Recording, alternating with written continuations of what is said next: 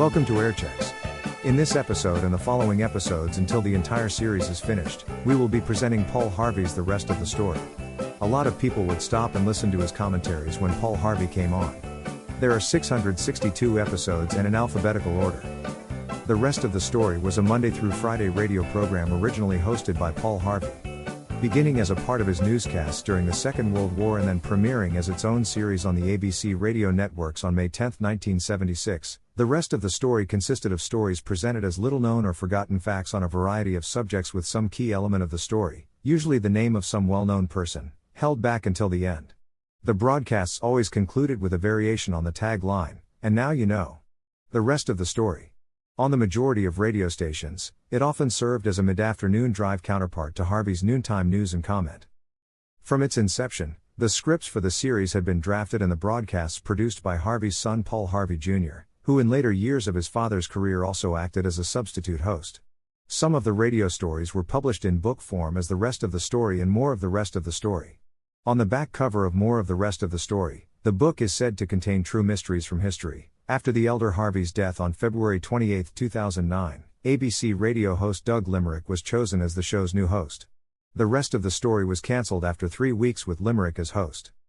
Here's the first part of Paul Harvey's The Rest of the Story here on Airchecks. Now, the rest of the story. Robert Hutchings Goddard. I knew him. A physics professor at Clark University in Worcester, Massachusetts. Also a pioneer in the field of rocketry. In fact, Goddard actually built the first two-stage rocket in 1914. 5 years later, he published a report that would spin scientific heads the world over. The article was called A Method of Reaching Extreme Altitudes, wherein he predicted that rockets would someday break free of the Earth's gravity and travel to the moon. But it was one of his conclusions in that report which sparked the controversy. Specifically, that a rocket could propel itself through a vacuum. Now, this was not an entirely revolutionary concept. 19th century science fiction author Jules Verne had conceived it. Today, of course, we recognize this as the principle of jet propulsion. We know that atmosphere is not required to propel a spaceship. But in 1919, for a physics professor to propose that principle as fact, that was indeed revolutionary. In fact, I'm going to read to you from the editorial page of the New York Times, published January 13, 1920, under the heading A Severe Strain on Credulity. And the item says, quote, "As a method of sending a missile to the higher and even to the highest part of the Earth's atmospheric envelope, Professor Goddard's multiple charge rocket is a practicable and therefore promising device. It's when one considers the multiple charge rocket as a traveler to the moon that one begins to doubt," I'm still quoting, "for after the rocket quits our air and really starts on its longer journey, its flight would be neither accelerated nor maintained by the explosion of the charges. And to claim that it would be is to deny a fundamental law of dynamics. That Professor Goddard does not know the relation of action to reaction, and of the need to have something better than a vacuum against which to react, to say that would be absurd. Of course, he only seems to lack the knowledge ladled out daily in high schools," end quote. And that is the New York Times. Now, remember January 1920. But the ridicule of Goddard's idea, though widespread, was not universal. One newspaper actually defended him, saying, quote, "Goddard's monograph, A Method of Reaching Extreme Altitudes, is a classic." And that article went on to praise the professor's many contributions, to applaud the fact that he was, quote, "not content with mathematical models and theories, but rather designed and helped build his own rocket." You know what? That article supporting Goddard effectively challenged the New York Times editorial. It was also printed in the New York Times. It was a retraction, published later and ending with the words, quote, "The Times regrets the error." And one thing more, that official retraction, the retraction was printed the first and only time, July 17, 1969, just 4 days before Apollo 11 astronaut Neil Armstrong set foot on the moon. That's right. It took the Times almost a full half-century to get in step with the times. Only now you know the rest of the story. Now, the rest of the story. In 1933, screen actors had a name for rotten movie scripts like this one entitled Night Bus. They called it Siberia. You got stuck acting in that movie, it was like being sent to Siberia. The two main characters in Night Bus were a spoiled heiress and a bohemian Greenwich Village-type painter. The plot, such as it was, involved their meeting on a bus and spending the next 2 hours as comrades, pooling their resources and bickering and hitchhiking. The script had made its way somehow to the desks of Columbia Pictures executives, and when they met on the subject, the consensus was dismal. Night Bus was, quote, froth, trivia, just another bus picture, no suspense, no heart, no oomph, no nothing, they agreed. And even if it were a good script, Columbia's executives concurred, most of its scenes were exteriors, and winter was coming. The weather would make for an arduous, expensive production. But for some reason, his executives' apprehensions notwithstanding, Columbia President Harry Cohn gave Night Bus a green light. So now what? Well, casting. The way studio star trading worked in those days, MGM owed Columbia a star. So Harry Cohn called Louis Mayer, MGM's president, and asked for Myrna Loy to play the spoiled heiress in Night Bus. And Myrna Loy read the script, but she flat out turned it down. All right, said Harry, what about Margaret Sullivan? Well, Margaret Sullivan read the script, and she turned it down, as did Miriam Hopkins and Constance Bennett. Hollywood was running out of stars for Night Bus. So once more, Columbia executives convened, and after a torrent of I-told-you-sos and a one-week script-fixing session, Columbia's Cohn approached MGM's mayor with another request, Robert Montgomery as leading man. But Robert Montgomery read the script, and he turned it down. But then Louis Mayer got a brilliant, self-serving idea. There was a small potatoes actor on MGM's payroll, a fellow named Bill. Bill was being a bad boy at MGM, resisting his gigolo typecast and demanding higher pay. This surefire loser called Night Bus would serve as the ideal punishment. So Louis Mayer suggested him, and Harry Cohn reluctantly accepted him, and Bill grudgingly took the part. Thus did Night Bus finally leave the terminal, next stop Oblivion, and yet that script, the script predicted least likely to succeed, succeeded. In 1934, it received all 5 major Academy Awards: Best Picture, Best Actor, Best Actress, Best Director, even Best Writer, a record unequaled for more than 40 years. Because in the subtle reconfiguration of that irredeemable script, the spoiled heiress character had been transformed into a bored heiress, and the bohemian painter into a rebellious reporter. The name of the script was also changed to It Happened One Night. So Louis Mayer's scheme had backfired. As president of MGM, he had sought to punish a petulant actor on his payroll by forcing him to accept the lead in an unpromising production. And instead, he made a superstar of Bill, William Clark Gable. Only now you know the rest of the story. Now, the rest of the story. It would have been uncharacteristic of a man with his macho self-image to have revealed the slightest physical frailty, so he did not. He was completely blind in his left eye, and he kept what he considered his defect a carefully guarded secret. No more than a half-dozen people knew about it, and it was not until many years had passed that they confided the rest of the story. He was a sickly, puny child. His parents were certain that the boy could look forward only to the life of an invalid. That bleak prediction was something the youngster himself simply could not accept, so he worked relentlessly to build up his scrawny physique. He developed a competitive attitude, participating in team sports.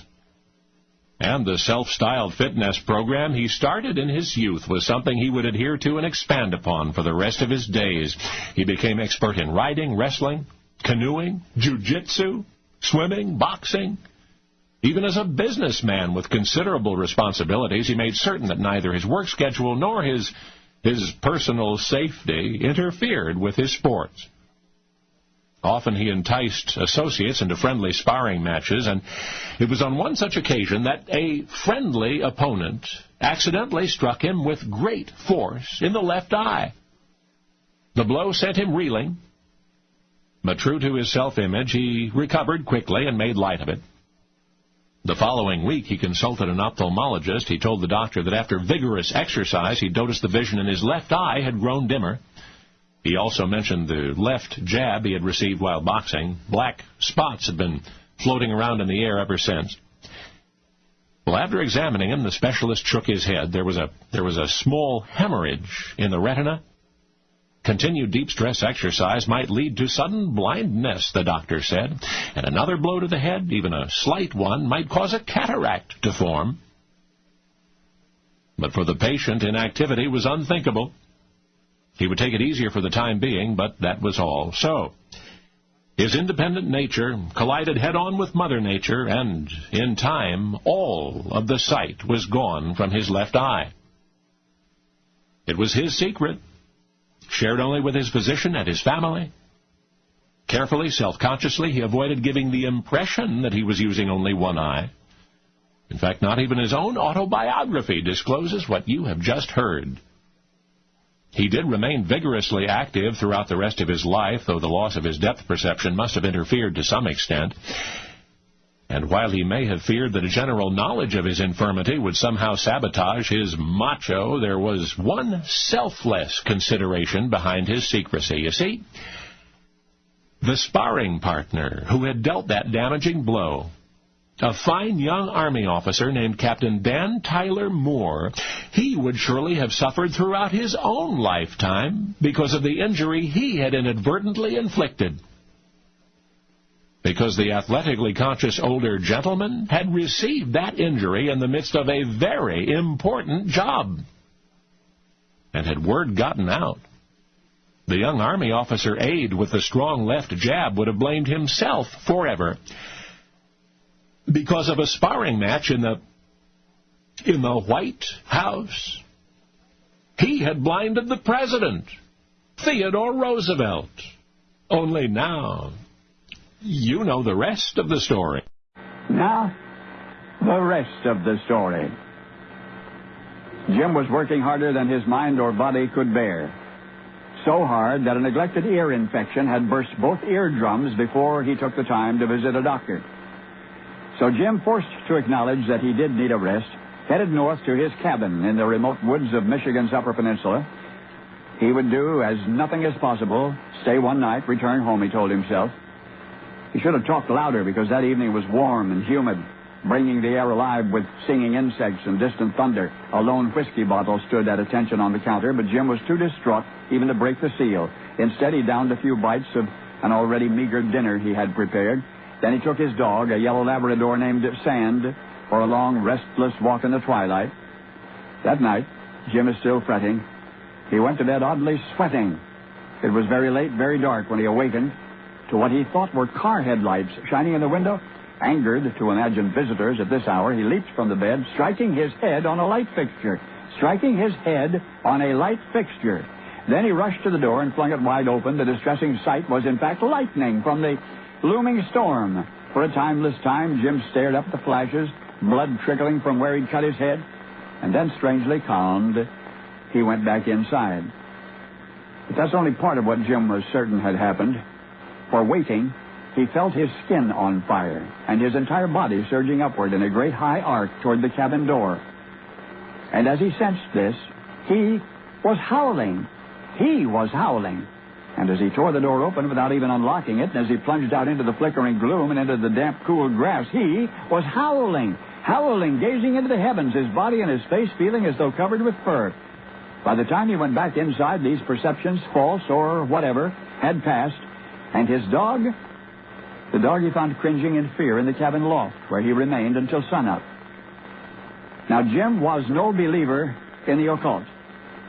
He was not even interested in the subject. Indeed, later he learned of a rare condition called lycanthropy, in which a person under stress imagines himself transformed, physically changed into a wild animal. Now, the chances are before today you never met Jim, the author Jim Harrison. I'm sure you know his work, his novels, his screenplays. Notable among them are Revenge and Legends of the Fall. But now you have shared the heretofore unspoken experience that inspired his masterpiece of human metamorphosis, the epic he wrote entitled Wolf. And one thing more, over the decades since that experience, Jim Harrison, each revisits to his cabin in the woods, mentally measures the incredible distance from his bed to that light fixture. The light fixture that wounded him when he bumped his head, the chandelier, hanging high above the floor. Higher indeed than most athletes could possibly leap. And now he wonders what in the world is the rest of the story. Now, the rest of the story. You wander the rain-slicked streets of New York's notorious Hell's Kitchen about 90 years ago or so. Your aimless feet would take you up First Avenue, they called it. Anyway, you know this Hungarian joint, a Rathskeller, sort of a dive up there between 77th and 78th? You have a taste for beer, so you keep walking, and you see it a block away. Not the sign now. You know this joint the way everybody who knows this street knows this joint, right behind the Pimp. Oh, you heard right, the Pimp. I don't know his name. You can ask him if you want to. All I'm saying is that this same guy, straight ahead, you're looking right at him, has been standing there for what's been more years than most around here can count. The same guy. Tall, skinny, always wearing that expensive straw hat, and the same electric blue suit all day long. He stands there on the corner of 77th and 1st, ducking into the Rathskeller now and then for who knows what. But wait a minute, I'm going to bet you something. I'm going to wager with you that you walk by him no matter how fast you're walking, and he will say, "What do you hear? What do you say?" Bold and rhythmic. How do I know? Because he has been greeting everybody that way. Everybody who walks by gets that same greeting all these years. What do you hear? What do you say? It's a laugh, isn't it? This fellow's no big-timer after all. Only 4 girls on his string. Only 4, swear. Not much of a living, eh? You could almost feel sorry for him, hopped up the way he is. High as a kite, day and night. But that's the nervous thing you're seeing. Never stops moving, always hitching up his trousers, twisting his neck, shifting the knot in his tie, lifting his shoulders, snapping his fingers, then bringing his hands together with a soft, solid smack. Here it comes again. What do you hear? What do you say?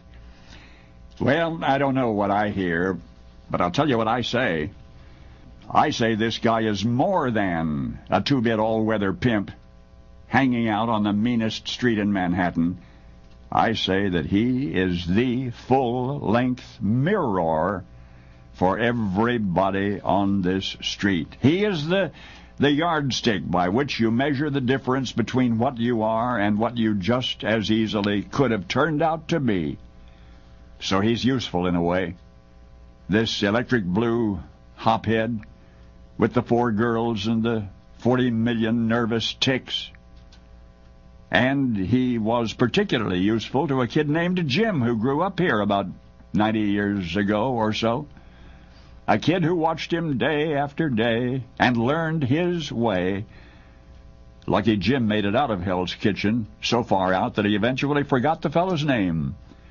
But once upon a street corner there was a living landmark in whose 2-bit brain narcotics played tag with big-time dreams, a nameless man whose manic mannerisms were immortalized by a boy from the neighborhood. Hitching up the trousers, twisting the neck, shifting the tie, lifting the shoulders, snapping and clapping the portrait of a pimp that will live forever in motion pictures brought to life by the star you knew as Jimmy Cagney. Jimmy Cagney. You thought he had invented the trademark moves that generations of impressionists have imitated? Well, now you know. the rest of the story. Now, the rest of the story. Folks in Kansas City, Missouri called it inevitable. Truth is, it was an accident that just should not have happened. I'm talking about the head-on collision on 1st Street between Oak and Locust. Made the front page of the Kansas City Star, maybe because a doctor was behind the wheel of one car. Perhaps readers would have been more understanding if they'd learned that Dr. Albert H. Cordier was on his way to deliver a baby or to perform an emergency surgery. That would have made a big difference. But the problem with either story is that neither was true. The doctor and his wife were simply on an outing, and the doctor was driving too fast. He was known for that. In fact, friends had warned Mrs. Cordier that something like this was bound to happen one day. And those friends watched their predictions come true in headlines. And in the other car? Well, it was another prominent Kansas City citizen, Herbert A. Walpole. Just where Herb was going that day was never made quite clear, but one thing was certain: he was on his way there in a hurry. That's right, another notorious speeder. Herb had always wondered why no one would ride with him, why no one would accompany him even to a destination 3 blocks away. And now he and everyone knew why. Had the accident not made the papers, it would surely not be remembered here. But there was a very good reason that head-on collision found its way into print. Can you guess what that was? Now, the most frightening aspect of any head-on collision is that you're dealing with the compounded speed of both vehicles. That means that if both cars are traveling only, say, 20 miles an hour, for either car, the impact is equivalent to a 40-mile-an-hour crash into a brick wall. That considered, Herb Walpole and Dr. Cordier were the luckiest folks in Kansas City when they encountered each other that day on 1st Street. There was no bodily harm, either to the doctor or to his wife or to Mr. Walpole. In fact, neither driver received as much as a speeding ticket, which, according to bystanders, both deserved. Witnesses were quoted as saying that on that May morning, the drivers just looked silly. But as I say, there's a reason we recall that silliness. Because, you see, Kansas City's crowd-drawing, headline-making collision happened in May of 1901. Now, on one hand, as you've heard, those who knew Dr. Cordier and Herb Walpole said it was inevitable. But on the other hand, there's no reason in the world that it should have happened in the first place. The streets were not slick with rain, nor was visibility impaired by dark or fog, and the traffic was... well, it was as light as it had ever been in the history of Kansas City. That sums it up, I think. But have you guessed that accident involving 2 cars? Why, that was the first ever accident involving 2 cars. Ever. Anywhere. And the 2 cars involved, well, they were the only 2 cars in town. Now, you know the rest of the story. Now, the rest of the story. Once upon a time, there was a fair-haired farm boy named Jim who had 25 cats. Most of them lived out in the barn and chased mice. A few were beloved house pets. All of them had names. Jim's cats were more than farm animals, you see. They were family. Each was distinctly recognizable, not only by appearance but by personality. Each had its own habits and quirks, its own needs and sensitivities. Jim found something to love in every one of them, and each in its own way returned the affection.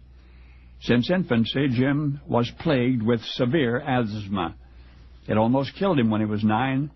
The chronic illness kept him in bed a lot. But Jim's frequent confinement never became impossibly lonely, for there was always at least one cat nearby, one little whiskered, wide-eyed friend who seemed somehow to understand. These were the memories that Jim took with him from the family farm near Fairmount, Indiana, into adulthood, into a $1.60 an hour agency job. And one day he fell in love. Her name was Carolyn. She was pretty and she was fun. He proposed, she accepted, and one evening after they were married, Jim learned the rest of the story. The couple was visiting a friend's house for the first time. They were greeted at the door. 5 minutes later, Carolyn's eyes suddenly became teary and red. Jim, puzzled and concerned, asked what was wrong. By then, his bride was scratching and sneezing. She turned to their host. "You have a cat," she declared. Well, in fact, he did not, and furthermore, he had had no pets in the past 2 years that he had owned the house. What about the previous owners? Carolyn insisted. The gentleman thought for a moment. Why, yes, in fact, they had had several cats. Jim was astounded. He had never even suspected his wife's allergy, much less the incredible acuteness of it. Now, what was he to do? He had loved cats since childhood. He had hoped to have pet cats again someday. Now he could not even go near a cat for fear of sending his dear Carolyn into a sneezing fit. Over the years which followed, Jim tried his best to be considerate. He visited cat owners and cuddled their pets, always alone. Then, returning to his own home, he would head straight for the laundry room and remove all of his clothing, including his socks, toss everything in the washing machine, then take a shower, washing even his hair. All this Jim did for the love of Carolyn. And yet he continued to seek a more satisfying solution to their dilemma. And then at last Jim created for himself a paper pet. A paper pet. A cat made of paper and ink and memories. And wife Carolyn was not allergic to him, for Jim, the fair-haired Indiana farm boy, who grew up loving cats by the dozens, the frustrated husband whose wife's allergy ensured a catless marriage, he, Jim Davis, at least partly solved that problem, and in the process bestowed upon the rest of us an unforgettable funny paper feline. You may have wondered how life began for a sarcastic, overstuffed, lazy, lovable cat named Garfield. Well, now you know the rest of the story. Now, the rest of the story. Mark was in the middle of a dream that he might have liked to recall when a pounding on the door drove it from his memory forever.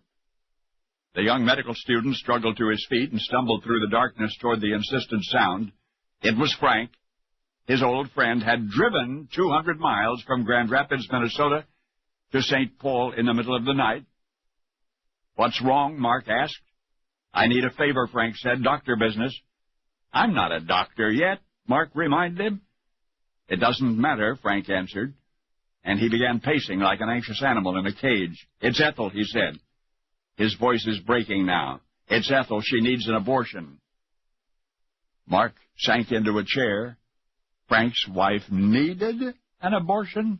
He asked, stressing the operative word. "Ethel is jumping off tables," Frank confided, purposely hurling herself down flights of stairs. "Our 2 growing girls are plenty. She thinks she doesn't want any more children." And what did Frank think? Mark wanted to know. Well, the former stopped pacing, slowly, wearily wiped a hand across his face. Maybe Ethel was right, he concluded. They were happy as they were. Anyway, she was only 2 months pregnant. No big deal, eh? And yet no big deal in the winter of 1921 was both illegal and dangerous. Well, Mark was wide awake now, and his mind was racing. Frank and Ethel were a successful, respected young couple in their community. Frank wrote a popular society column for the Itasca County Independent. His wife was beautiful, talented. There must be something darker in all this, Mark decided. Although Frank had never discussed the matter openly, most folks who had known him for a while assumed that he was bisexual. There had been whispers of relationships with men, but that was before Ethel. Well, maybe some even since. The gossip was so persistent that Frank's wife could scarcely have avoided overhearing it eventually, perhaps in time to prevent a 3rd pregnancy from bringing a little boy into the household.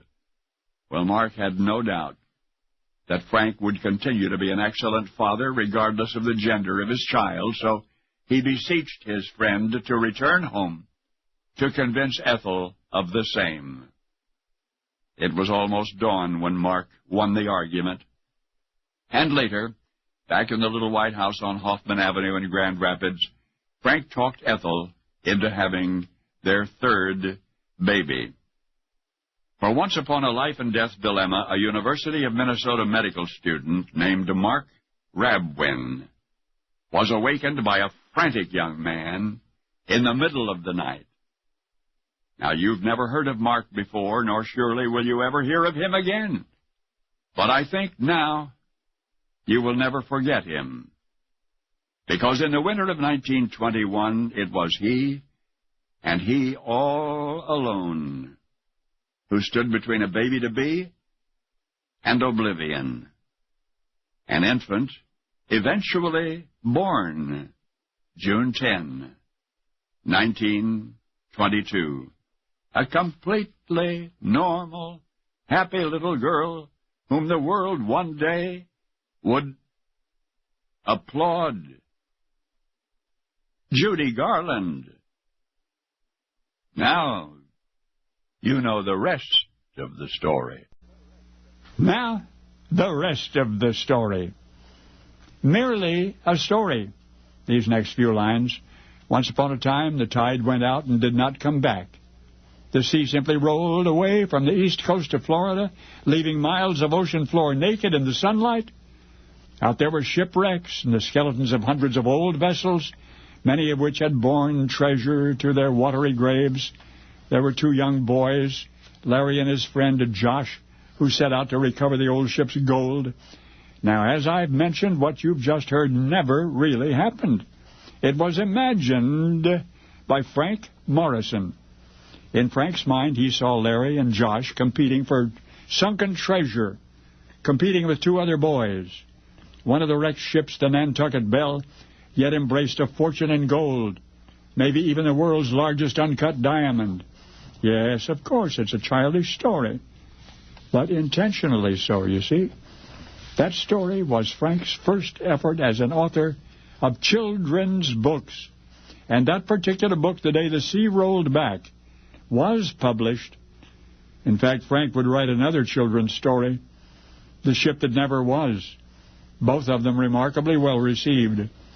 Frank really enjoyed writing for young people, and ask anyone who's been a success at it, it's harder. The first challenge in holding a child's attention is the typical child's relatively short attention span. So presenting a compelling story, that's everything. A worthy moral is just lost without a strong story behind it. Now, here's another difficulty in an effort to keep things simple. An author risks condescending to his young readers. Children don't like that at all. Author Frank Morrison once said, "I don't write kids' books, I write fantasy." Now, that's the right attitude. Children's publishers agree. Not that Frank was unilaterally accepted at first. An early review in the school library journal, for example, was hardly flattering. A flimsy story was what the reviewer said of The Day the Sea Rolled Back. And the book failed, quote, to arouse much interest in either the plot or the strange event. But then along came the Junior Literary Guild with praise for Frank's tale of the mysteriously receding Atlantic, and then an avalanche of enthusiastic fan mail. And before long, small children were stopping Frank in airport terminals begging for his autograph. And you know how all of this started. On a dare. You see, Frank Morrison was already an author. His publisher dared him to write a children's book. So Frank did, and he liked it so much that he quit his original style of writing, a style that had already sold some 60 million copies, stories drenched in sex and sensationalism, featuring one of the toughest, dirtiest detectives in the history of mystery, Mike Hammer. That's right. You may have missed the redemption, should we call it, of Frank's later literary career, because the world would never forget, could it? The world could never forget the tough guy detective story author Frank Morrison, the tough guy author Mickey Spillane. Only now you know the rest of the story. Now, the rest of the story. Ernest and Bill were classmates at Harvard, but they had little else in common. For example, Bill was a practical joker. In fact, his pranks were so potent that they eventually got him expelled from the university. Ernest, on the other hand, was brilliant, a serious-minded student, a philosopher and a scholar who graduated magna cum laude, was even designated to deliver the Ivy oration at graduation. I'll tell you where the young men's paths crossed. On the Harvard Lampoon. Ernest was its editor. Bill was its business manager. After their Harvard days, Bill and Ernest went their separate ways. Ernest traveled Europe for a while, soaking up the scenery that he'd studied for so many years. And Bill, he went west, became editor of the San Francisco Examiner. But these two Harvard men had not seen the last of each other. It was Bill who sought out Ernest to accept a job on the Examiner. Someone was needed, he said, to write a humorous column. Ernest would be perfect, Bill said. Nobody remembers how Ernest reacted at first. Probably he was taken aback. After all, humor was the province of practical joker Bill, not of Ernest.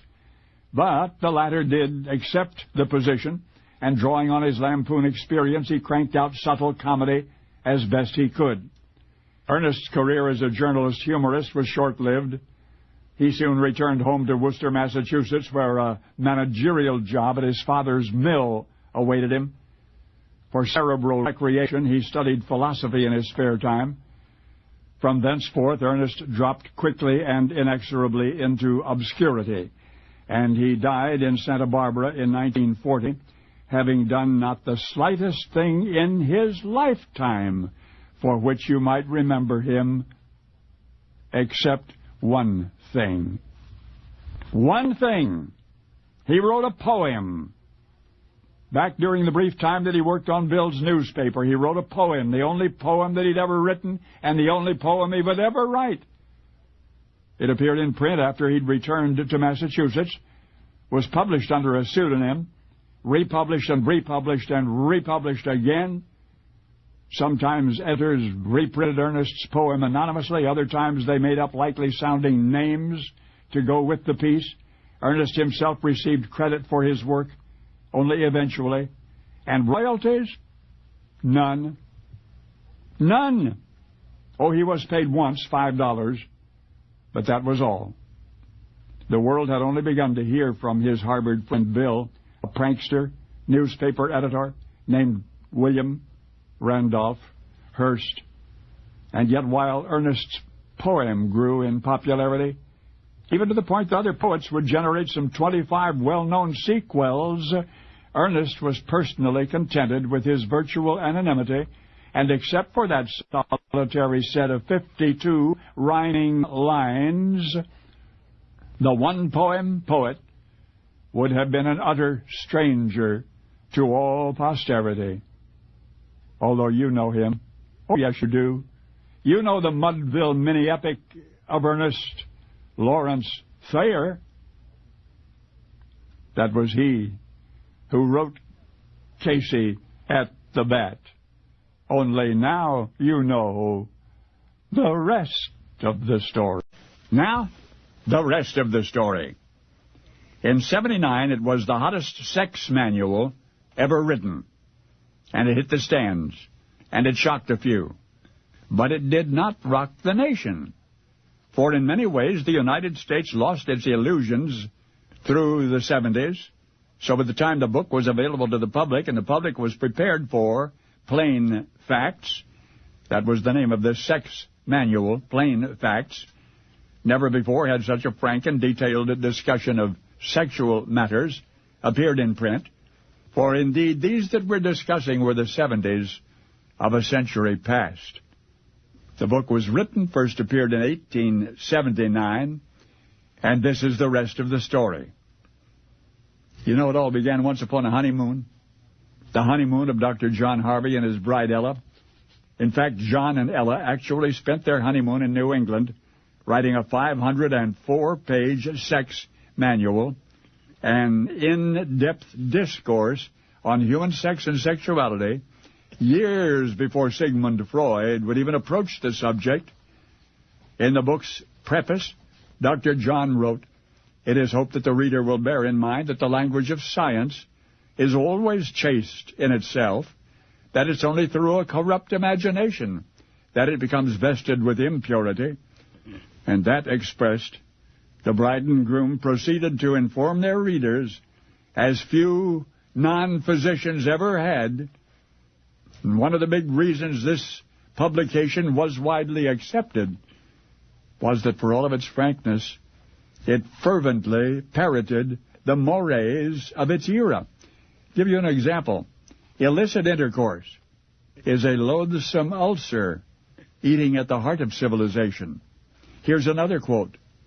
Though a man may never have committed an overt act of unchastity, if he cannot pass a handsome female on the street without in imagination approaching the secrets of her person, he is as truly unchaste as the veriest debauchee. Too much sex, says Dr. John, even for married couples, will precipitate absolute physical ruin. And vigorous physical exercise is recommended for those moments of weakness when unchaste ideas intrude. Plain facts. Apparently an instant success. Sold well for many years. Plain facts. Perhaps a significant footnote that throughout their long and otherwise prosperous marriage, John and Ella had no children of their own. They did, however, manage to rear and educate 42 orphans. 42 orphans. And one thing more.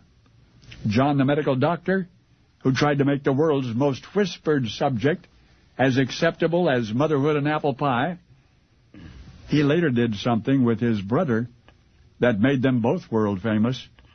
He co-invented cornflakes. That's right. The respected Michigan physician who spent his honeymoon writing a sex manual was Dr. John Harvey Kellogg.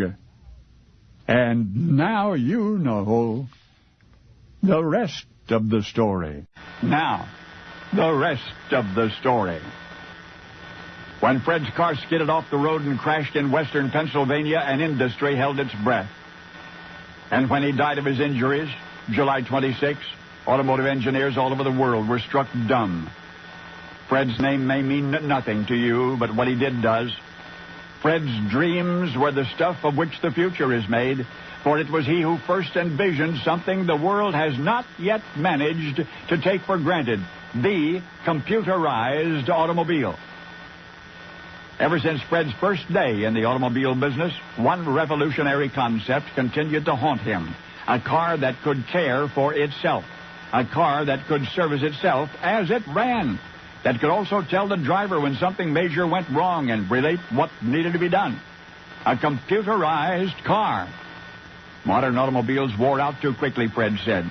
What the world needed was a permanent car, a vehicle of unprecedented refinement and longevity. And one of the main features of such an automobile would be the ability to monitor all of its systems, thus to stop trouble before it started. From the beginning, Fred was a performance-minded engineer. The racing engines he designed won top competitions worldwide, including the French Grand Prix. And then later, when Fred began designing family cars, he continued to stress the importance of performance, rapid acceleration, racetrack speed. And then Fred produced his masterpiece. It had a powerful straight-line 8-cylinder engine with 4 valves per cylinder and dual overhead cams, 265 horses, 150 on the speedometer, but it would easily do an honest 120 in the open road, the fastest passenger car anywhere, and on a 12-foot, 9-inch wheelbase. An automobile designed to stay showroom sweet for 25 years. And perhaps most incredibly of all, it was computerized. I mean utterly computerized. The instrument panel was aglow with sophisticated indicators that monitored everything from the age of the engine oil to the level of water in the battery.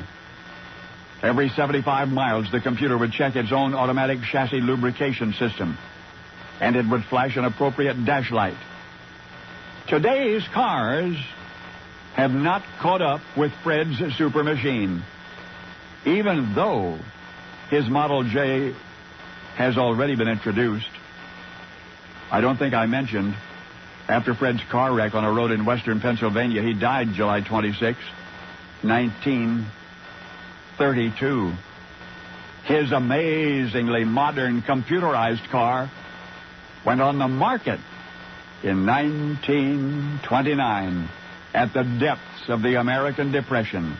For Fred was Fred Duesenberg, and his space-age Model J is today a 74-year-old antique. But we still say, whenever we want to point to anything as the best there is, to this day we say, hey, look at that. That is a doozy. And that is the rest of the story. Now, the rest of the story. One of the most exciting developments in the history of marine technology was about to be presented to the United States Navy, an invention, a craft called the HD-4. The principles on which it operated had been conceived earlier in Europe, but it had required the ingenuity and persistence of two men in the New World to make the dream a reality. And the dream was the hydrofoil, a vessel with a succession of slanted blades attached to its hull, which enabled it to rise above the surface of the water. Because of the decreased resistance of the water, such a boat would be capable of traveling at tremendous speeds. And now at last, it was within the grasp of the United States Navy in the form of the prototype HD-4. The research and development had been conducted privately in a remote, secluded plant, but finally the project was completed. Navy personnel would have the opportunity to observe the HD-4 in action. The demonstration was exciting and entirely successful. In fact, the HD-4 set a world record for marine travel with the then phenomenal speed of 70.86 miles an hour. And then one of the developers related the rest of the story, that his original intention had been to invent a boat that would rise up out of the water and actually soar in the air, because his true interest, he confessed, was aviation. Well, this came as a surprise to hardly anyone at the time, because he, the co-designer of the HD-4, was actually a pioneer in heavier-than-air flight. I want you to remember that about him. A pioneer in flight. Since boyhood, the subject had fascinated him. He'd made many thousands of related experiments. He'd produced helicopter designs, including one with rockets on the tips of rotor blades. He'd tinkered with innumerable propellers and wings. He had invented the tetrahedral cell. He had also founded the Aerial Experiment Association, responsible for the design and construction and testing of several revolutionary aircraft. His heart was in the sky, and it was he and an AEA colleague who, in attempting to develop a flying boat, conceived of and produced a working hydrofoil, the HD-4. And they presented it to the United States Navy, and the Navy turned it down. Oh, the Navy agreed it worked. But once they had it, what would they do with it? The entire idea was simply too radical for the United States Navy. In 1919... You see, one of those two men who produced the HD-4 was an engineer named Casey Baldwin.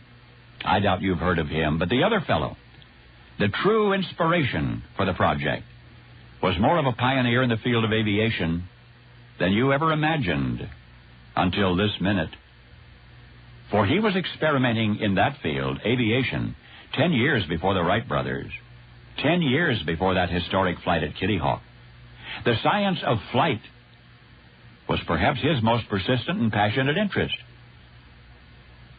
Yet because of a little something called the telephone, you have had an entirely different impression of Alexander Graham Bell. But now, well, now you know the rest of the story. Now, the rest of the story. It was summertime in Kansas City, Missouri. A 9-year young Wally was on the porch playing with the toys gathered there. Nothing could have fascinated the youngster more. His favorites were a wind-up car, which he could make go very fast up and down the planking, and a toy train with all sorts of cars between the engine and the caboose. Yes, the train was his most favorite of all. But there was just one thing about the toys on the porch. They were not Wally's. Neither was the porch, nor the home to which it belonged. The people who lived in that house, including the child who truly owned those toys, Wally had never met. Wally had never wanted to leave the farm. It was all his father's idea. With the money left over from auctioning the property, Dad bought a newspaper delivery route. The paper was the Kansas City Star, and the price of the route at $3 per customer was $6,000. So Wally's dad was demanding of his delivery boys, most of all Wally himself. While the other fellows earned $3 a week, Wally, for the same and sometimes more work, received nothing. "I feed and clothe you," was Dad's excuse to his son. There were 2 deliveries a day, the Morning Times and the Evening Star. It meant getting up at 3:30 every morning and venturing out in pouring rain or blinding blizzard. It meant depositing each paper inside the storm door in damp or winter weather. It meant placing each paper under a brick when there was the slightest wind. To discourage his delivery boys from flinging their newspapers, Wally's father forbade the use of bicycles, and so it was that Wally would trudge through his route of many dozens of houses carrying his papers in a sack, seeing all of those homes much grander than his own up close, because the family was anything but well off. Wally got only practical presents for birthdays and Christmases, clothing and the like, never any toys. So, when Wally came to this one particular house on his newspaper route, he would always hesitate for a long moment, gaze up at the wide porch and the big front door with a tinge of longing. Some very fortunate youngster lived in that house, Wally could tell, for occasionally during spring and summer mornings the child's toys would be left out on the porch, out of convenience or neglect, marvelous toys, miniature cars and trains, and so, whenever he felt particularly bold, little Wally, who had no toys of his own, would stop and play in the dawn's early light, just for a while, and then he would carefully leave the toys in precisely the same positions in which he had found them. Some day he promised himself he'd have a toy train like the one that belonged to the little boy he'd never met, even if he had to grow up to get one.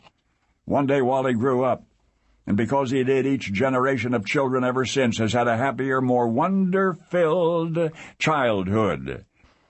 For those who knew anything about him personally, knew that Wally, cartoonist and creator of the world's most fabulous amusement parks, Walt Disney, had a particular passion for miniature trains.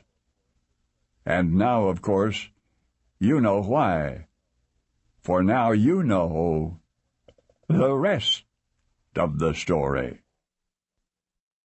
Now, the rest of the story. David and Lena were doing great. Their New York jewelry store, small though it was making money. Their family had recently grown to 3 with the birth of their first child. The American dream was coming true for them in February 1900. But then early in March, David became ill, tuberculosis. 6 months later, David was dead. Medical expenses had wiped out the store. Lena was left with only her sorrow, her young son, and an uncertain future, and one thing more, a pair of diamond earrings. They'd been a wedding gift from David, but now their sentimental value was eclipsed by a desperate need for money. So, Lena pawned those earrings, and with a few dollars she received, made a down payment on a Singer sewing machine. That's right, to rescue her tiny family from destitution, Lena became a seamstress. The precious earrings would have to be reclaimed and pawned and reclaimed many times to purchase materials and supplies, but she got by, and it was in a tiny apartment on West 112th Street, shared with her sister and her small son, that Lena lived and worked, and before long it became apparent that Lena had a genuine talent for dressmaking. Without patterns or even tape measures, she judged material dimensions by eye, and soon her clientele expanded beyond the ladies in her neighborhood. In 1904, Lena's family of 3 moved into larger quarters, a better neighborhood, and it was there and then that her modest shop was visited by an attractive young woman, an attractive, pregnant young woman.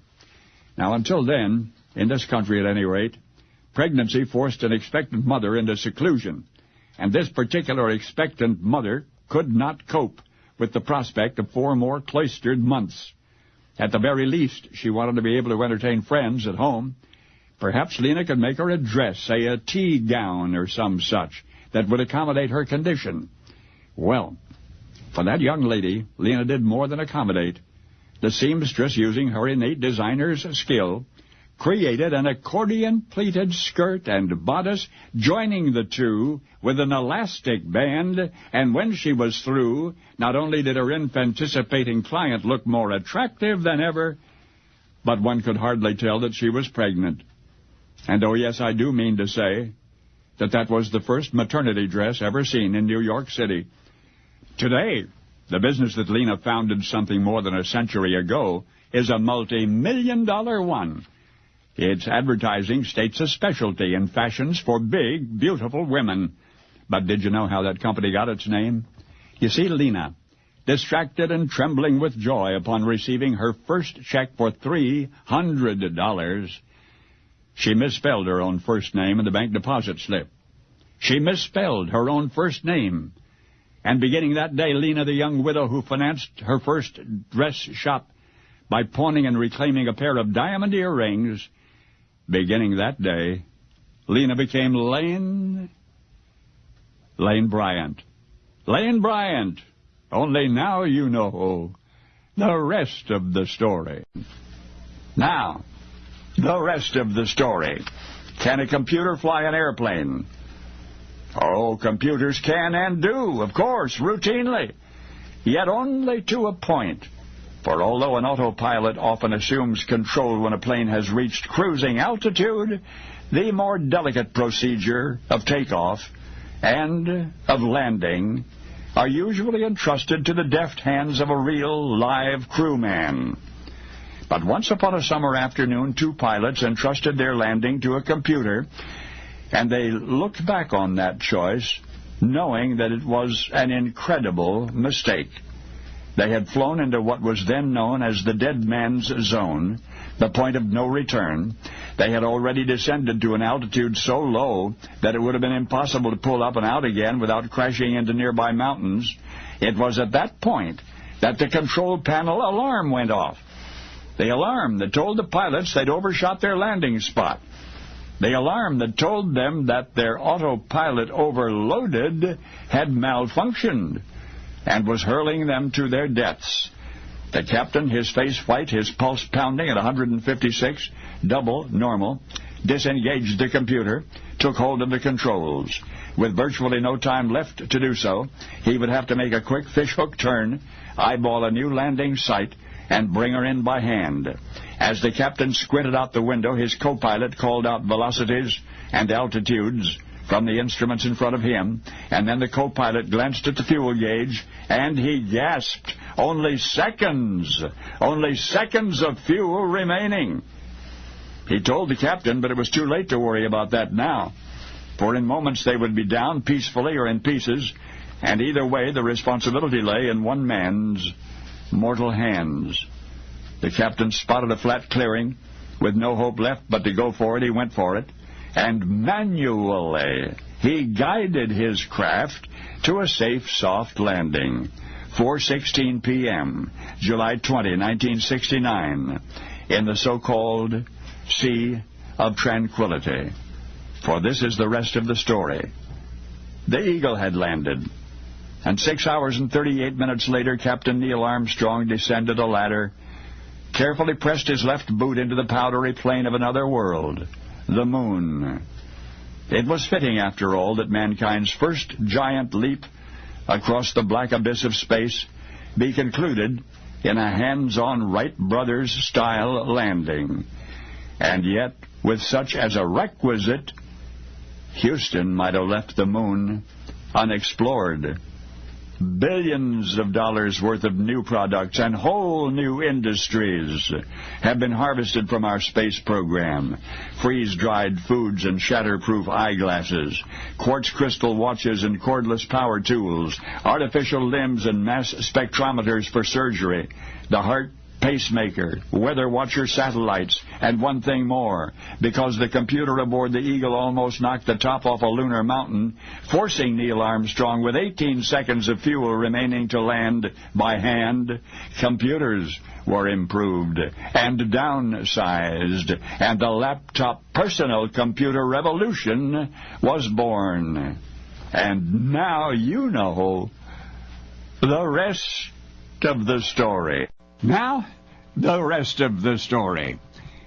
Greenland actually was green once upon a time, but that was before it started snowing. Today Greenland is little more than a vast snow slab, 2 miles thick. What land there was is now mostly below sea level, submerged by the sheer weight of all that snow. 3,000 years ago, there was a blizzard on Greenland. The snowfall of subsequent seasons compressed the snow from that one blizzard into a river of ice, a glacier, and it was a September long past when a gigantic chunk of that glacier fractured and tumbled into the Jakobshavn ice fjord. Its destination was the open sea. There was about 10,000 such icebergs swarming up in Baffin Bay at the time. Better to understand them all, we'll stay on the trail of this one iceberg in particular and observe it carefully. It was not especially large compared to its brethren, about 100 feet tall, 300 feet long. That which was visible, anyway, for most of it was beneath the water, reaching 500 feet down, very heavy, weighed 1 million or more tons, and yet the statistics do not do justice to the phenomenal beauty of this floating ice mountain. It was not merely white, but it appeared brilliantly crystalline in the sunlight, refracted through 1 billion ice-bound air bubbles. Scientists retrospectively tracking this particular iceberg note that Captain William Adams was in the vicinity. He was homeward bound aboard his whaling ship. Surely, they say, he cast his eyes on that frigid majesty.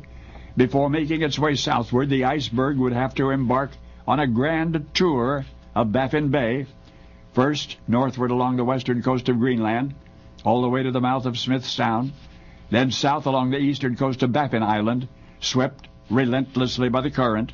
The journey took many months, and each mile of the way the iceberg sang, squealed and creaked and groaned and sang as icebergs do, and it also became a living zoo.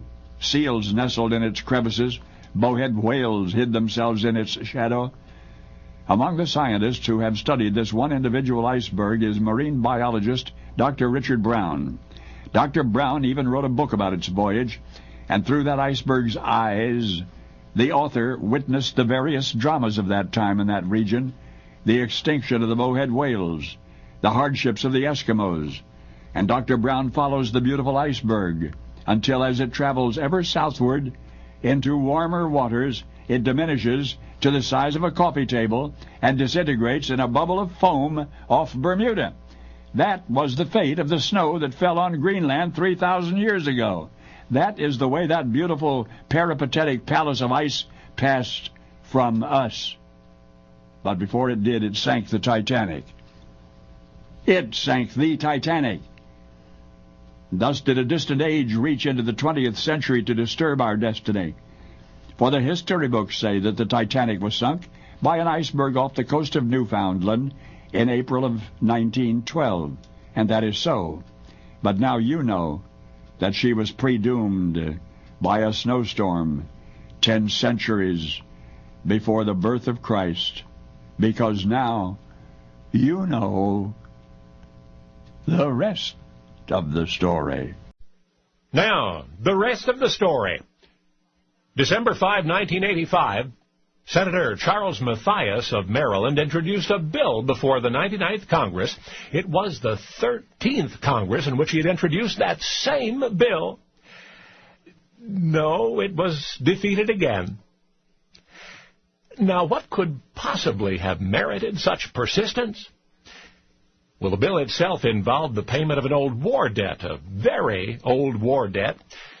Seems that during the Civil War, Frederick, Maryland, the senator's hometown, which now makes sense, coughed up $200,000 to bribe a Confederate general not to attack. and we, the taxpayers, are supposed to pay that back? Well, let's you and I decide that for ourselves.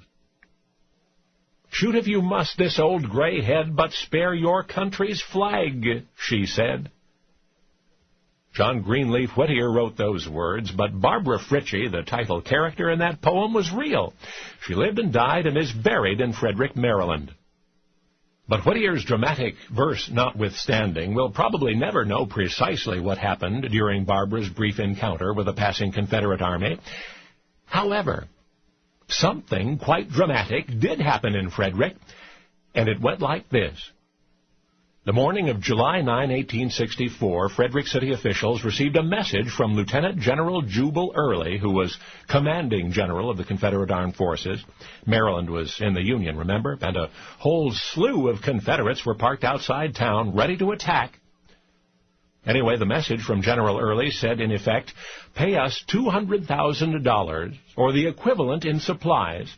He did not say, or I'll burn your town down, but the threat was implicit because Confederate forces were surrounding Frederick. But what surely General Early did not know was that the town of Frederick held supplies for the Union Army, supplies worth many times the ransom he sought to collect. It would have been easy, logistically, if selfishly, for the townspeople to hand over those supplies. But instead they dug deep into their own treasury, their own banks, and they stole the full 24 hours and then handed General Early his $200,000. It took the town 87 years. 87 years of taxes and a series of bond issues to recover that loss from its own pockets. And 20th century Maryland Senator Charles Mathias, well, he thought that was just not fair. That's why he campaigned on Capitol Hill for 24 years to get the town paid back. Of course, as you know, his 13 consecutive appeals were defeated. And defeated in the same halls of Congress that might otherwise have burned in 1864. You see, the town of Frederick is a mere 40 miles northwest of Washington, D.C., and the 24 hours purchased with that $200,000 was just enough time for the disorganized Union Army to get organized. So, Confederate General Early was late because they stalled him at Frederick. And Frederick was the only thing that stood between Confederate forces and our then virtually defenseless nation's capital. Only now, you know the rest of the story. Hello, Americans. I'm Paul Harvey, Jr. Felix was dead. Felix, one of the finest firefighters in Chicago's history, was gone. His reckless daring in the line of duty considered, a premature demise should have been no surprise. And yet Chicagoans mourned his passing as never before for one of his kind. There is a monument to his bravery at 95th Street and Keene Avenue. Today, 60 years later, his grave is still visited by faithful admirers. And did I mention, firefighter Felix was no fireman, was no man anyway. Felix was a mongrel dog. His service in Chicago's fire department coincided with a roaring 20s era of legends. And yet while the Lindberghs and the like captured the imagination of this nation, there was no hero more heroic to Chicagoans than Felix. For this is the rest of the story. This is the tale of a dog. Had you lived in Chicago most of 100 years ago, you'd have known this extraordinary creature as Superdog. His name was Felix. Chicago's several fire departments have had many mascots, but none so legendary as he. The stories of Rin Tin Tin and Lassie are as nothing compared to the real-life folklore relating to this beloved mascot of Engine Company 25. Felix has been dead for 60 years, and they still recall around the firehouse the times Felix actually went charging up fire ladders and into burning buildings and dragging out in his teeth tiny babies and unconscious firemen. In a smoke-filled tenement, Felix would run through the halls, barking people awake, leading them to safety. The children of the firemen early in this century loved to hear and rehear the daring exploits of Felix, the wonder dog. A lot of the word-of-mouth legend has been embellished, to be sure, but there's enough to allow for that and still remember Felix, including the entirely true story of how he came to be. One day, an injured stray mutt puppy limped into the Moelis Coal Company office. Mr. Moelis could not keep the dog, so he took it to the nearest firehouse, Canal Port and 22nd Street. That would be Engine Company 25. Everybody loved the little mutt, and as he matured, he learned the fire alert codes, would be first to leap to his feet and onto the truck when there was a call to action.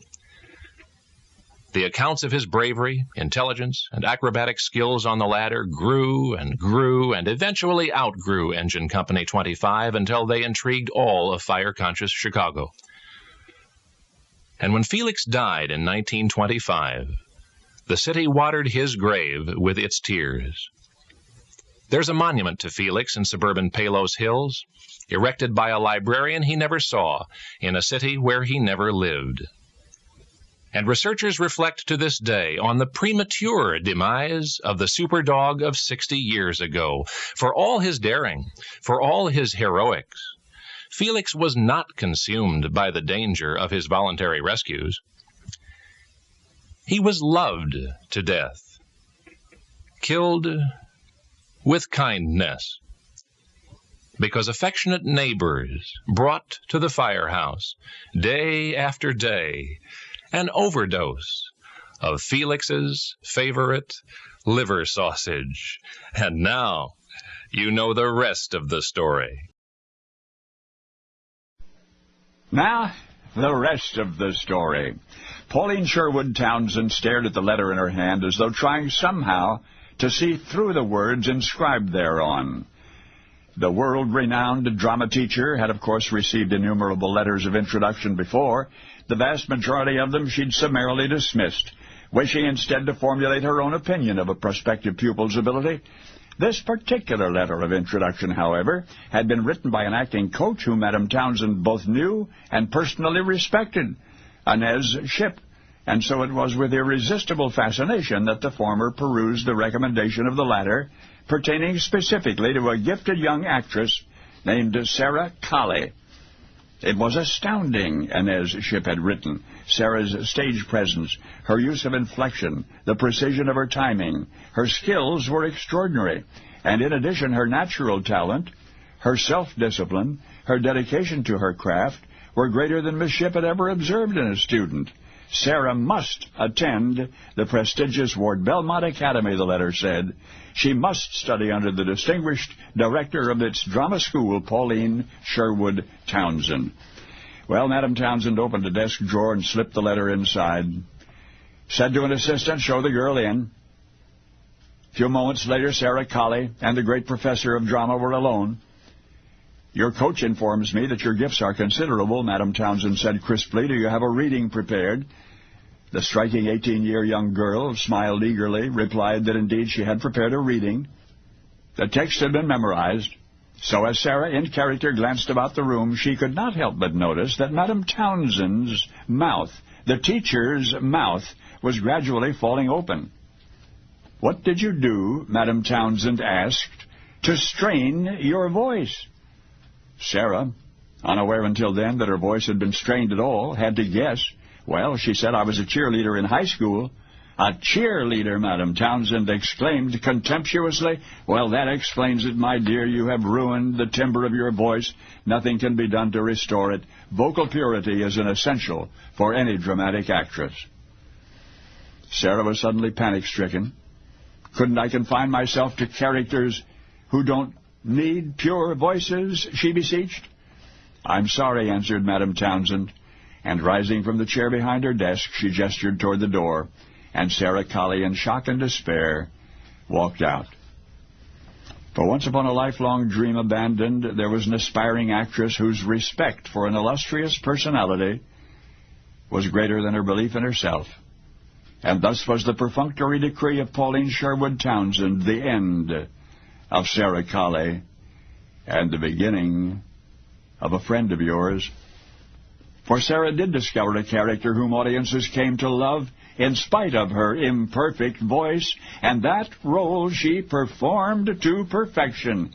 You never knew of Sarah Ophelia Colley, whose one ambition, whose ultimate passion, was to become a legend in the legitimate theater. But you remember the person she became on the stage of the Grand Ole Opry, and her shrill greeting, "Howdy," and the $1.98 price tag dangling from the flowered straw hat of the neighbor you knew as Minnie Pearl. Only now you know the rest of the story. Now, the rest of the story. Ask any thornbird. Australia is a big, big country, a United States-sized continent. Much of it remains unexplored. But this was the year 1910, and in remote yet populated regions, medical care was often the exclusive province of dedicated nurses. One such was Elizabeth. House calls were a standard part of her job, sometimes to cottages deep in the bush. The man who rode up to her doorstep that day lived in one of those cottages. He was the anxious father of a sick little girl. Elizabeth asked what was wrong. The man said he didn't know. What Elizabeth expected to find was a cold or perhaps an upset stomach. What she found, she could hardly believe. The child was lying on a cot, the body twisted and helpless. One leg was drawn up inward, with the heel of the foot turned outward. One arm was awkwardly positioned, with the elbow tucked into the chest. Any attempt to straighten the distorted limbs produced excruciating pain. Nurse Elizabeth had never seen anything like it. Clearly, her only option was to seek medical advice. Mounting her horse, she galloped off to the nearest telegraph station several miles away. Her wire described the symptoms of the strange disorder, requested a diagnosis, and prescribed treatment. After hours of suspense came the consulting physician's reply: infantile paralysis. No known treatment. Do the best you can. End quote. But dealing with an unknown, where might Elizabeth begin to do her best? Desperately, she resorted to folk remedies. She fried some salt in a pan and emptied that into a bag, which was then placed on one of the little girl's crippled legs. Nothing. Elizabeth then replaced the salt bag with a linseed poultice, and yet, if anything, the pressure of the poultice only worsened the hurt. It was an absolute shot in the dark, then, when the nurse, responding only to a gut feeling, tore a woolen blanket into strips and dipped the strips in boiling water and wrung them out and wrapped them gently around the child's twisted limbs. And for the first time in such a long time, the pain ceased. This was the birth of the Kenny method, so named for its innovator, Sister Elizabeth Kenny. In the years prior to the polio vaccine, it was the only effective treatment for the disease. 87% of those on whom it was tried were cured. But this is the rest of the story. Elizabeth Kenny pitched her procedure to the medical establishment, attested to its effectiveness, and yet was ignored. Elizabeth, you see, was only a nurse, perhaps even inadequately trained as a nurse, and thus was her method maligned and its endorsement postponed by physicians. Meanwhile, medically accepted, officially approved treatments cured only 13% of the recipient cases, because the doctors were so reluctant to heed the advice of a nurse. Innumerable children suffered needlessly from polio for 31 years. And now you know the rest of the story. Leonard Calvert, governor of Maryland, was dying. And so he summoned Brent, his trusted advisor and the most effective lawyer in the colony, and he said, "I am naming you executor of my estate." And then he was gone, leaving Brent to untangle a most perilous chapter in Maryland's 13-year history. And this is how things stood. The last 2 years of Governor Calvert's administration he'd spent putting down the Ingalls Rebellion, a Protestant revolt against the colony's Roman Catholic government. Restoring order had required the services of mercenary soldiers from Virginia. Mercenary soldiers? Anyway, the revolt had been crushed just before Calvert's death. The Catholics controlled Maryland once more, but the mercenaries now had to be paid for their services. The governor's final instructions to his newly appointed executor were actually these 4 words: take all, pay all. Lawyer Brent knew what that meant. Drain Calvert's estate, his personal estate if necessary, but pay the soldiers what was due them. Indeed, a mutiny now would undo everything.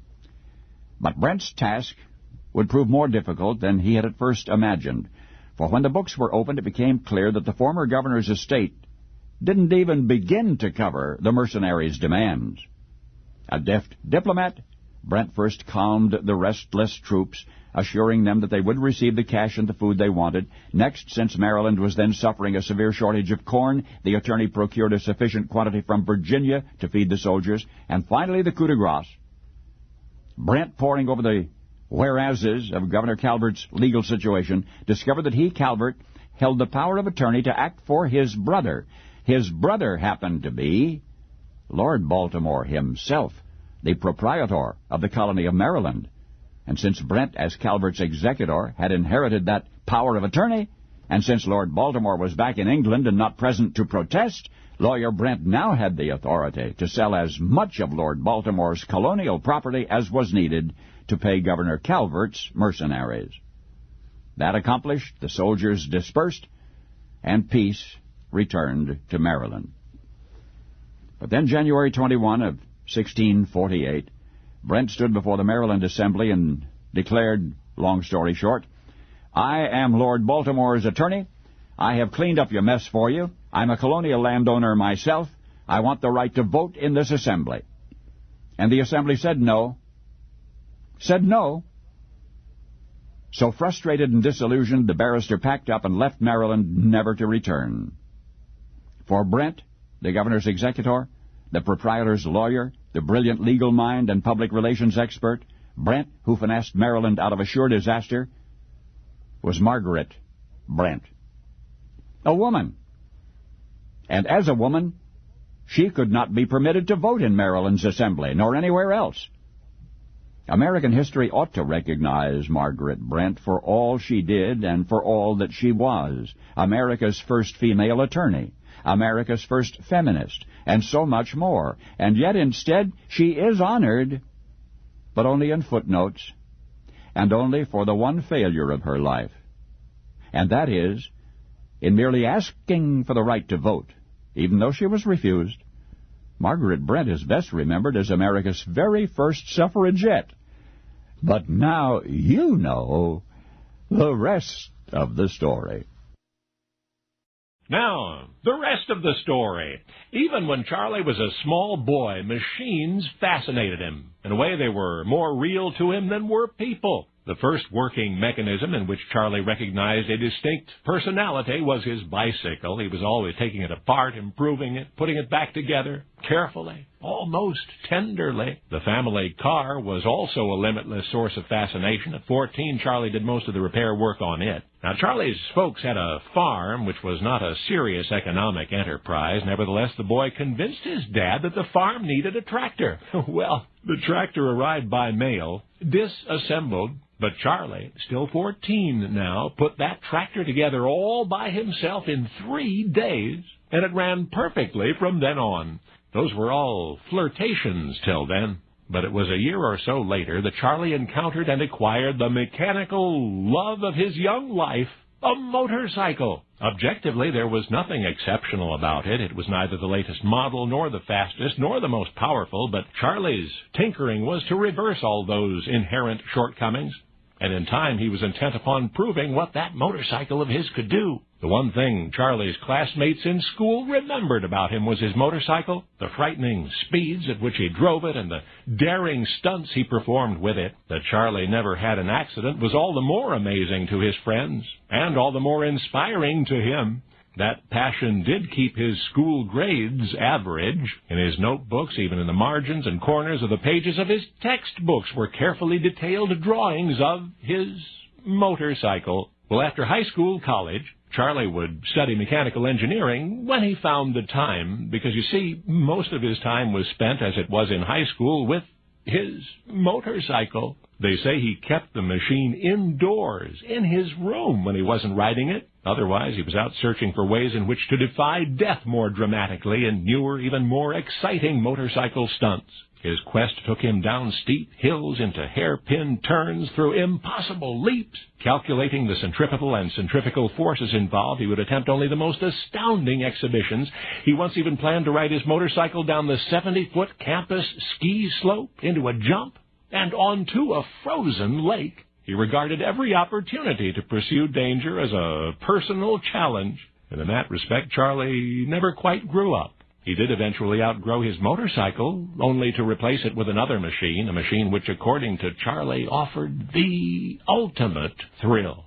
So, as you reflect on Charlie's subsequent adventures, you'll recall how it all began, in the transference of a young man's affection from one machine to another. You see, the youngster for whom mechanical devices were more real than people, the boy whose beloved motorcycle bequeathed him a penchant for the impossible, well, he one day threw off the shackles of gravity and took to the sky. Charles Lindbergh. Only now you know the rest of the story. Now, the rest of the story. It had been long established in the American colonies that Maryland belonged to the Calvert family and Pennsylvania to the Penn family. However, the common border of those two colonies had never been established to the satisfaction of either, and the mutual uncertainty kept everyone on edge. For 80 years there had been continual arguments and occasional angry outbursts from the colonists on either side of the disputed boundary. And now it was 1763, and the mounting threat of open warfare inspired the Calverts and the Penns to seek a peaceful solution. What they wound up doing was they hired two surveyors, two young fellows named Charles and Jeremiah. Both were expert and impartial, and it was agreed that the boundary they determined would be accepted unequivocally by both Maryland and Pennsylvania. The surveying began the following January. Charles and Jeremiah took with them their delicate instruments and a team of woodsmen to clear a path through the wilderness. Over the first 10.5 miles, they corrected a mere 26 inches of error from the earlier surveys. The relentless tedium was relieved somewhat by discussions and daydreams of the honors which surely awaited them, the two young surveyors now struggling to end 3 generations of bickering and bloodshed. Slugging their way through the rottenest of weather, they camped only at night, and even in darkness they labored, using the stars to check and recheck their line. Winter gave way to spring, and spring to summer, but the caravan of 3 covered wagons pressed ever westward. Each mile a permanent stone marker was precisely placed, M for Maryland on one side, P for Pennsylvania on the other. Each mile, each measurement, painstakingly logged in the surveyor's journal. And still Charles and Jeremiah cheered themselves with their prospects of glory as peacemakers, as their efforts would end forever the armed confrontations along that indefinite colonial boundary. Autumn came and departed too soon, and it was winter again. Tramping their indisputable border, they were disputed by irate settlers, and threatened by panthers and bears and wolves and the elements and the ever-displaced Indians and disease. The months became years, the miles became hundreds, a seemingly endless obstacle course of impenetrable forests and unfordable streams. But they slashed through the forests, and they crossed that unyielding frontier, and in 3.5 years their journey of more than 233 tedious, arduous miles was ended. Weary but elated, Charles and Jeremiah returned to Philadelphia to draw up the official map of their survey, and when officials from the colonies of Maryland and Pennsylvania arrived, Charles and Jeremiah were thanked and paid and sent on their way. The surveyors who had given 3.5 years of their lives to this momentous project received £500 apiece per year, and that was that. But if Charles and Jeremiah were not honored in their day in any special way, the accuracy of their painstaking survey has stood the test of time and honors them still, because their everlasting monument is the boundary they determined, the border of Pennsylvania and Maryland. Even today it bears the names of the two otherwise uncelebrated surveyors the two young men who stretched the chains for little more than 1 pound per day, Charles Mason and Jeremiah Dixon, authors of the Mason-Dixon line. Only now you know the rest of the story. Now, the rest of the story. He flies through the air with the greatest of ease, the daring young man on the flying trapeze. You know, that world-famous song was written for and about a real person, a Frenchman named Jules, born August 1, 1838 in Toulouse. His father was owner and chief instructor of a gymnastics school. Dad wanted Jules to become a lawyer, and to that end, a well-rounded education was insisted upon. The problem was the youngster's persistent fascination with Dad's gymnasium. And unfortunately for his parents and their hopes, the boy's interest only increased as the years passed. Now, picture this. Jules, in his late teens, powerfully built from years of spare time training. The young man is at Dad's gym working out on the trapeze. Bear in mind, so far there's no such thing as a flying trapeze. Circus and gymnasium trapeze bars are fixed, stationary. So Jules is going through his exercises on this stationary bar, and he gets an idea. The idea. Why not, he calls down to his father, suspend the trapeze bars loosely, by ropes. Couldn't the acrobat then swing through the air from one to another? Dad's reply is immediate, sharp. C'est impossible. It's impossible. But later, after Dad has left the gym, Jules' brain is still storming, and in an hour he will have rigged up a contraption of ropes and rods, which the world will remember forever after as the flying trapeze. Over the following months, Jules would conceive, rehearse, and perfect a set of grand exercises for his gymnastics invention. And in 2 or 3 years, every circus in Europe would be bidding for his act. Newspaper reviewers were astounded by his, quote, elegance, grace, and boldness, his, quote, reckless, breakneck flights from trapeze to trapeze like some tropical bird swooping from branch to branch. Of course, there was nothing reckless about it. Jules' performances were exacting, precisely timed, a symphony in motion. In fact, Jules may not have lived to realize his full potential. He died at 31 of smallpox. And though he was the original daring young man on the flying trapeze, who in the world remembers that? No, there's only one thing left of Jules: his name. But that, despite his forgotten innovation and his accomplishments, that name is honored in acrobatics and dance to this day. You see, other acrobats of Jules' era performed in elaborate, often restrictive costumes, but the costume in which Jules performed, a simple garment known then as a maillot, until then that had been reserved mostly for gymnastics practice. But because it was unencumbered, and because it complemented Jules' elegant physique, he, Jules, wore the maillot for all of his performances. And the arts of physical expression worldwide literally followed suit. Today may have been your first acquaintance with the first ever daring young man on the flying trapeze, but all your life you've known his last name, because the name he wore subsequently and ever after was given to the garment he wore, Jules' leotard. Only now, you know the rest of the story. Now, the rest of the story. New York City, January 17. 71-year-old Helen was packed and ready to go on her trip. From the Cosmopolitan Club, she traveled by taxi to Grand Central Station. At the station, Helen realized what had happened.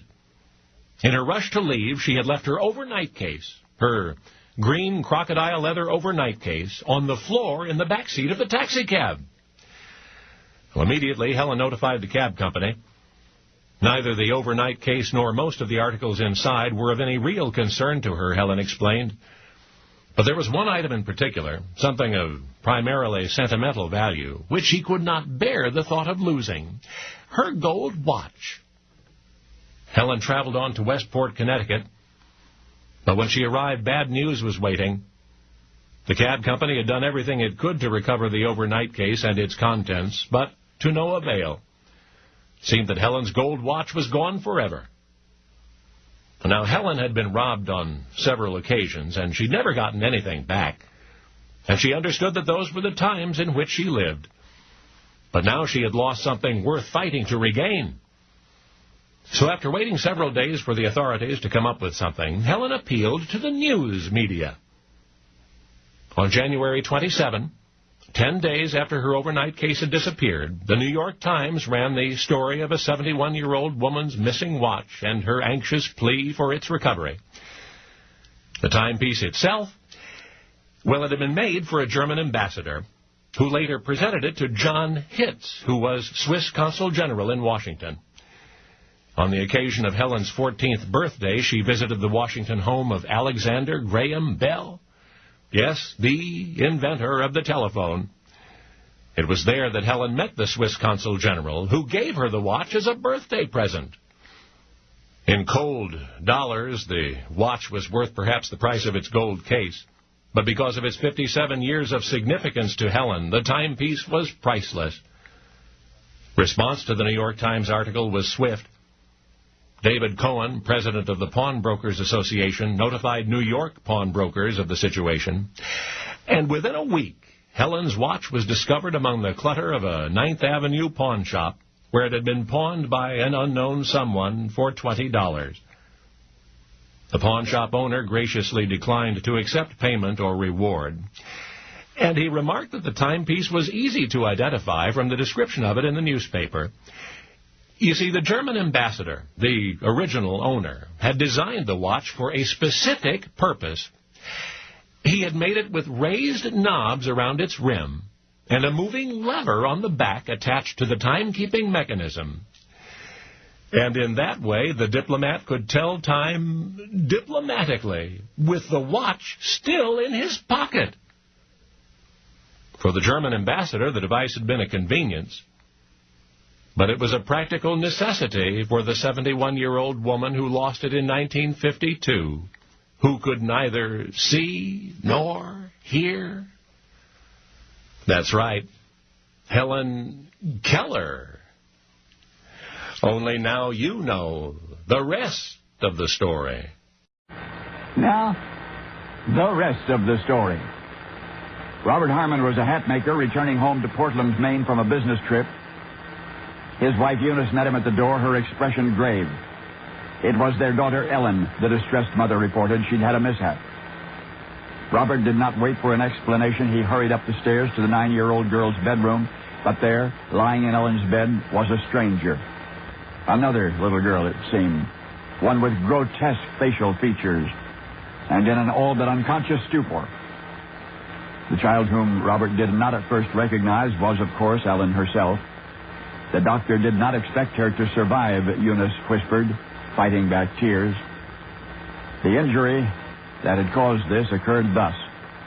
Ellen and her twin sister Elizabeth and a classmate had been walking home from school through a public park.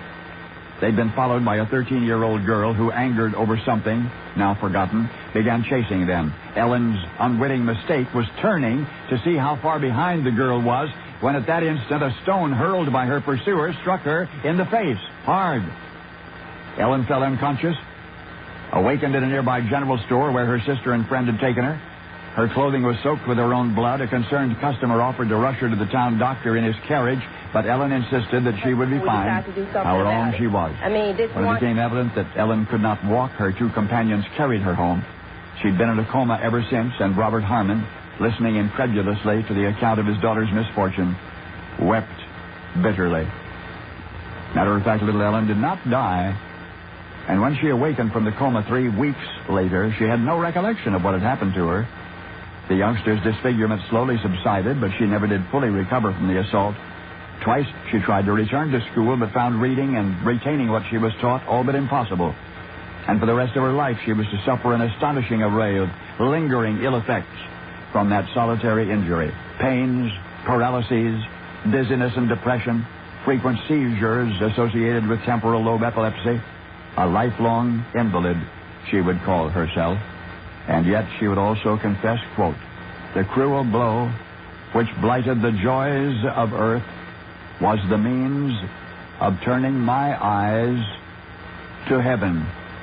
Americans, the world over, in the nearly 200 years since that cruel blow was struck in 1837, its recipient would be hailed by millions as a messenger of God, as a prolific author, and even a prophetess on whose shoulders would be built the Seventh-day Adventist Church. For the girl who could scarcely read or learn ultimately became a revered Bible scholar. A woman who, until she died at 87, preached a gospel of good health. Good health.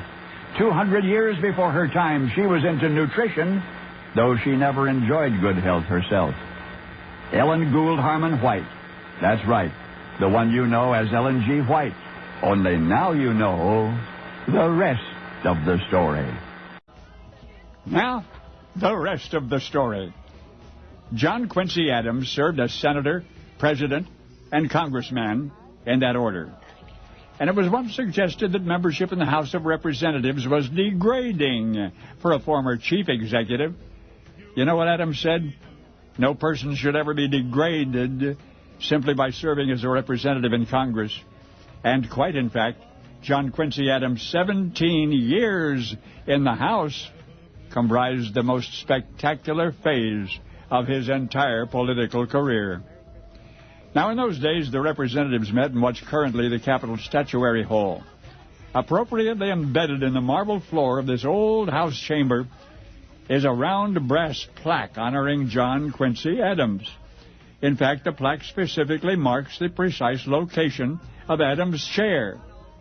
I mean the spot where he sat through his nearly 2 decades as a congressman, and where he was stricken by the cerebral hemorrhage that took his life. Ah, yes, if walls could talk, John Quincy Adams' wisdom would echo in Statuary Hall to this day, because sometimes walls do talk. I'll explain in a minute, but more about Adams himself. The nickname affectionately given him was Old Man Eloquent, and the former senator, former president, was never more eloquent than he was here in the House of Representatives.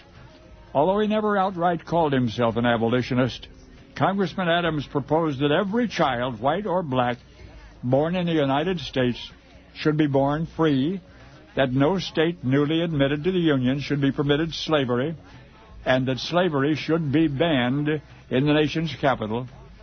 And when Southern representatives passed a resolution prohibiting all discussion of slavery in the House, Adams fought them. He fought to repeal the so-called gag rule, and that fight became one of the most dramatic struggles in the history of Congress. But Adams won, and the congressional record brims with Adams' victories. And in each case he spoke powerfully, brilliantly. But Old Man Eloquent was more than a persuasive speaker. He was a great anticipator of the opposition. It was as though he knew the secret plans of his political enemies. Well, now we know how he knew. Now we know how he knew. Remember I mentioned that embedded in the marble floor of the old House chamber is a round brass marker marking John Quincy Adams' spot, the location of his chair for 17 years, where he sat and he spoke and he listened and he lived and he died as a United States congressman. How well he spoke is history. How well he listened is the rest of the story. For such is the acoustical peculiarity of the old House chamber, that a person standing on Adams' spot can eavesdrop on a distant, quiet conversation, can actually hear and understand the faintest whispers of others, even across the room. Oh, yes. Representative John Quincy Adams had bugged his political opponents simply by remaining silent, simply by listening and letting the walls talk to him. And now you know the rest of the story. Now, the rest of the story. He had been a local hero, an admired city official, Cleveland's director of public safety, no less. But Rebecca McFarland found him homeless, languishing among parked cars and literally in a cardboard box. How could this have happened, Rebecca wanted to know. What tragedy could have toppled this once respected man to such lowly anonymity? He did not answer. We will answer for him. Before the Department of Public Safety hired him, Cleveland youth gangs had taken over the streets. Burglaries were on the rise, and vandalism, of course, turf wars. But then along comes this soft-spoken, unassuming fellow who hates guns. He won't even carry a gun. And he's walking alone and unprotected in a sweatshirt and casual slacks through the riot-torn Trenton district, simply talking to young thugs. No wonder they don't kill him, but he listens to them. And they listen to him. He asks what are their interests, and they answer sports. He says he'll find them all of the recreational facilities they want, but the deal is they have to behave themselves, police their own. Well, they say okay. And pretty soon local schools and churches and merchants and off-duty cops and firemen and even the Boy Scouts get involved. Coddling punks, the critics call it at first. But what do you know? The juvenile crime rate is falling like a bushel of brass knuckles, and more victories follow. The exposure of union shakedowns, a major push for traffic safety resulting in a 40% decrease in fatalities. Oh, there are some failures as time goes on, but it's the personal ones that echo loudest in the street and in the newspapers. A succession of ill-fated marriages, then that lousy, icy April night when the public safety director, drinking and driving, sends another motorist to the hospital. Hit and run, the headlines call it, and the people demand his resignation, and they get it. The downhill slide is a steep one after that.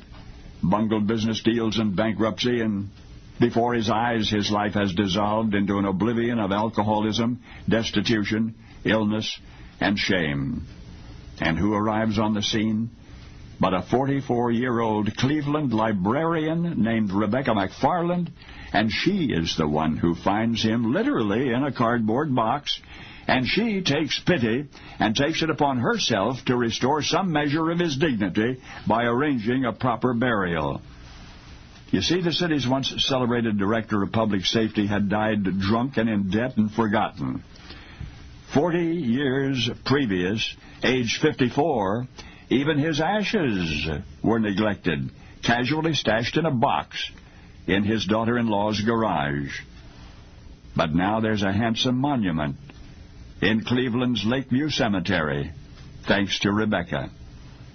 For in 1997, in a solemn ceremony, she scattered those once abandoned ashes in a peaceful lagoon nearby. But once upon a crime, there was an official of the Treasury Department, Prohibition Bureau, who would have given anything to become an agent of the FBI, yet who, rejected as such, moved to Cleveland instead. You've always thought of him as the man who put away Al Capone, the number one untouchable. But now you've met the unlovable Elliot Ness. Now you know the rest of the story. Now, the rest of the story. Frances was on her knees now, praying on her knees in front of the kitchen stove. I don't know, Lord, what else to do for my son. But, she whispered, the doctors don't seem to know either.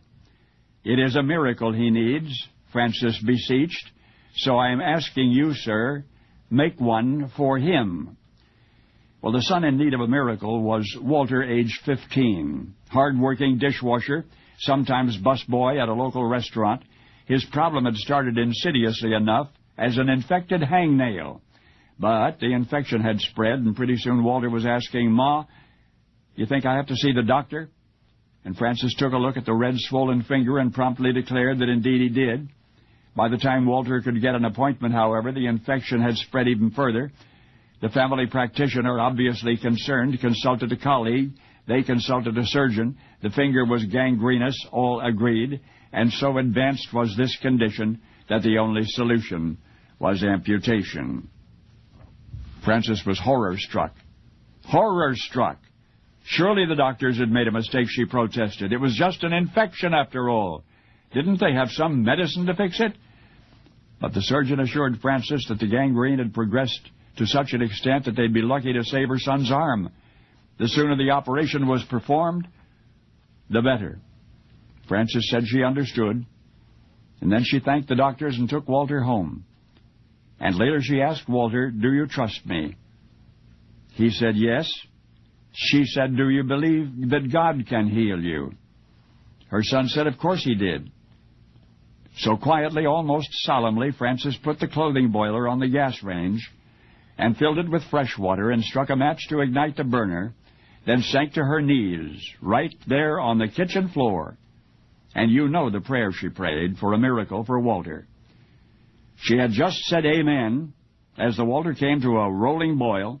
Frances beckoned the boy and took his arm and plunged it into the boiling water all the way up to the shoulder.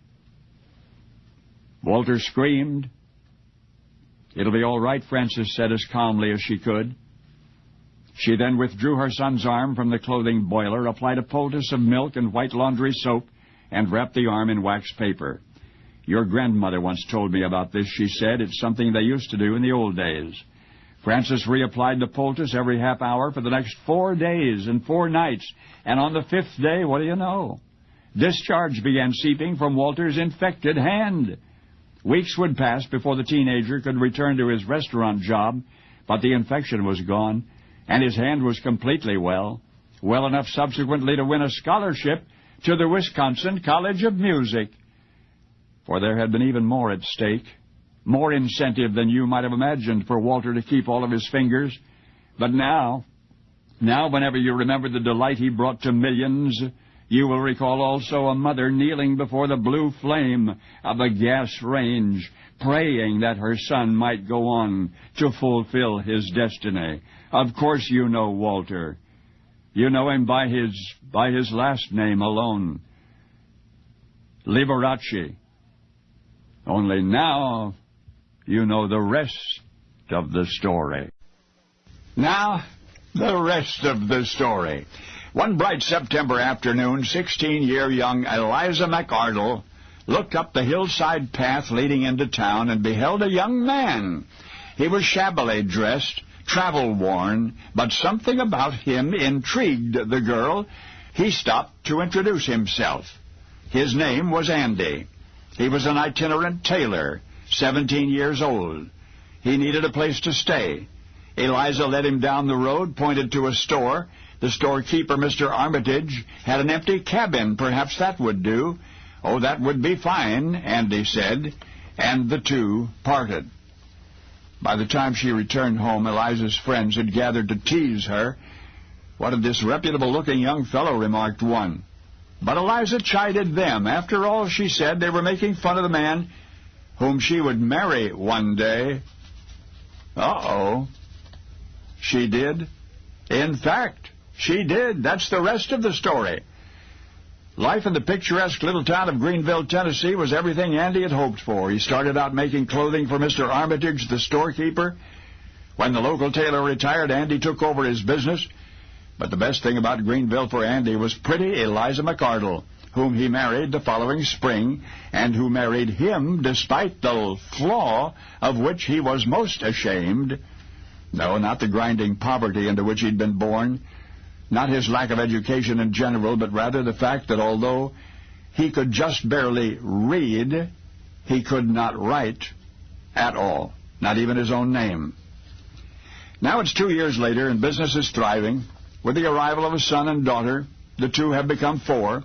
The town tailor and his wife are as happy as a young couple could be, except for that solitary insecurity which keeps eating away at Andy. And so one night, by the soft firelight, Eliza comes to her 20-year-old husband, placed a warm hand on his shoulder. If he would like, she says, she will teach him to write. Andy smiles, tears gleaming in his eyes. he accepts. And I have here before me the precious remnant of that moment. It's a tailor's account book, carefully preserved, the covers of which are laden with practice signatures in pencil and pen. Awkwardly at first, the letter A, capital A, and then A, N, D, and finally A-N-D-R-E-W, Andrew, almost perfectly scripted with a proud flourish beneath the name. For once upon a time in the autumn of, it was 1826, on a Tennessee hillside nestled between the Cumberlands and the Blue Ridge, an itinerant, ill-educated young tailor met the woman who would make possible a future unimaginably bright, simply teaching him to write. For this was the skill that unlocked the door behind which an eager nation lay waiting. A poor tailor boy who might have remained thus, if not for Eliza's gift. Well, today every classroom wall boasts, among the portraits of the presidents of the United States, that of a man you never knew until now, named Andrew Johnson. But now you know the rest of the story.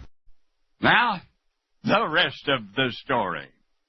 Lee was a sportscaster, inasmuch as he recited baseball scores on the air.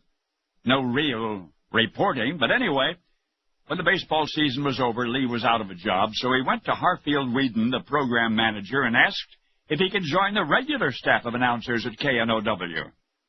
Harfield told Lee that sometimes it's better to face facts, that he would never make it as a radio announcer. Harfield said, not in Austin, Texas, and not anywhere else. No, he said the best thing would be to find something that he could do well, and do that. Lee did not argue. Maybe deep down he realized that what Harfield was saying was true. In fact, he was about to leave the radio station. He was about to embark on the rest of his life, whatever, when he was approached in the hallway by a thin-faced, weaselly-looking little man in a flashy checkered suit. The man said, "My name is Fox." And the weasel said, "I'd like to make you a proposition." And so distracting was the stranger's appearance and demeanor, Lee had to concentrate especially hard to comprehend what Mr. Fox was saying. "I've opened a sports club here in Austin," he said. "I'd like to know if you're interested in reading the results of sporting events to my members for 4 hours every afternoon." Well, he'd never heard of a sports club before. He was about to turn Mr. Fox down when he heard what the salary would be, $75 a week. That's what the man said. Lee was dumbstruck. He could put himself the rest of his way through college on a wage like that, with a fortune to spare. Not even Lee's father made that kind of money. "It's a deal," he told Mr. Fox.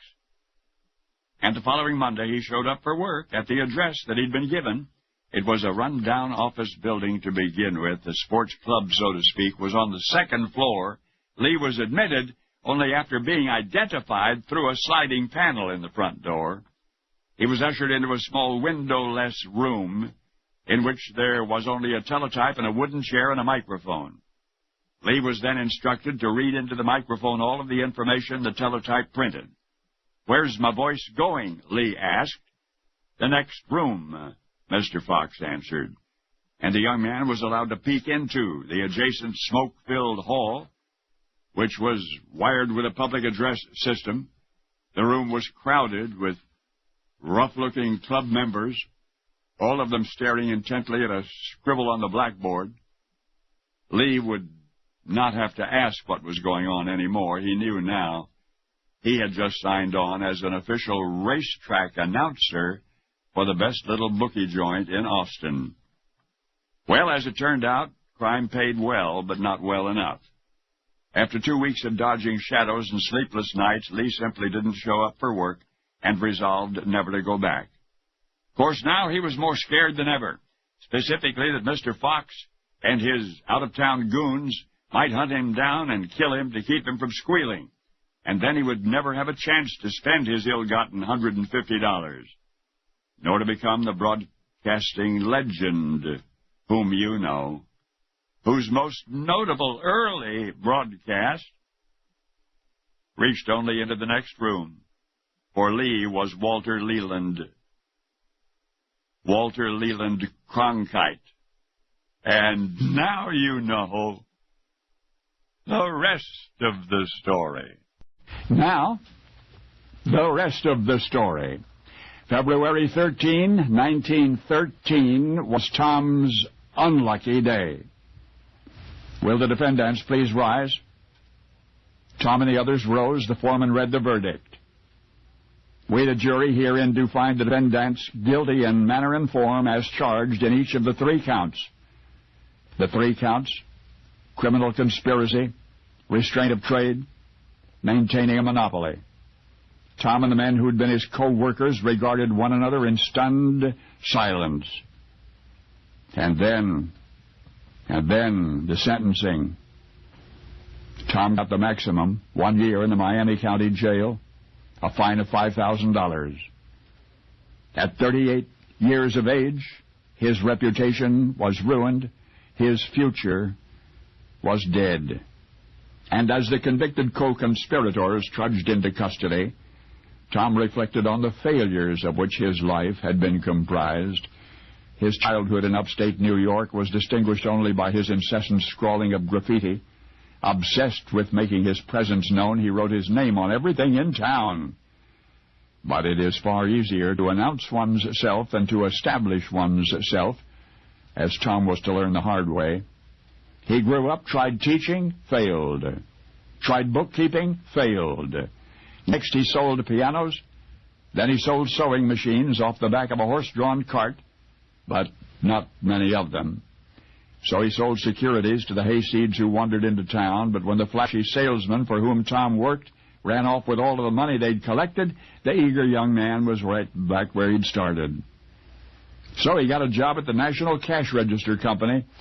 It was the first really promising thing that had ever happened to him. At last, Tom said to himself, the opportunity to scratch his name on something bigger than a mailbox. But what NCR's new salesman did not know about restraint of trade eventually hurt him. Encouraged by his brash employer, assisted by a team of zealous associates, Tom set out to hammer NCR's competition into the ground by whatever means necessary. And it worked for a while, for many years, in fact. But then came the discovery of their deeds and the indictments and a 3-month trial culminating in convictions and jail sentences for guilty parties. Pending an appeal, Tom was released on $5,000 bail. About that time, his luck and his outlook slowly began to change. His conviction was overturned more than a year later on a technicality. By then he was 40, fired after 18 years at the National Cash Register Company and deeply in debt, but he was free. And to mark the happy occasion, he vowed that the next time he scrawled his name on something, that signature would be something that he could be proud of. Well, it was. In 1914, Tom was a loser, a failed teacher, a failed bookkeeper, failed piano and sewing machine, securities and cash register salesman, dead broke and a hair's breadth from the slammer. But then, that same year, he got a job with a struggling little tabulating company and nursed it back to health, and then he took it over, and he renamed it IBM. IBM? IBM. And the business world worldwide called Thomas J. Watson a genius and a man of destiny. Well, you know the rest of the story. Now, the rest of the story. Before 1889, the only way anyone knew to build a railroad bridge across a river was to sink piers into the river bed and anchor them on bedrock. For the problem with the Ohio River at Cairo, Illinois, there was no bedrock. They really looked for it, too.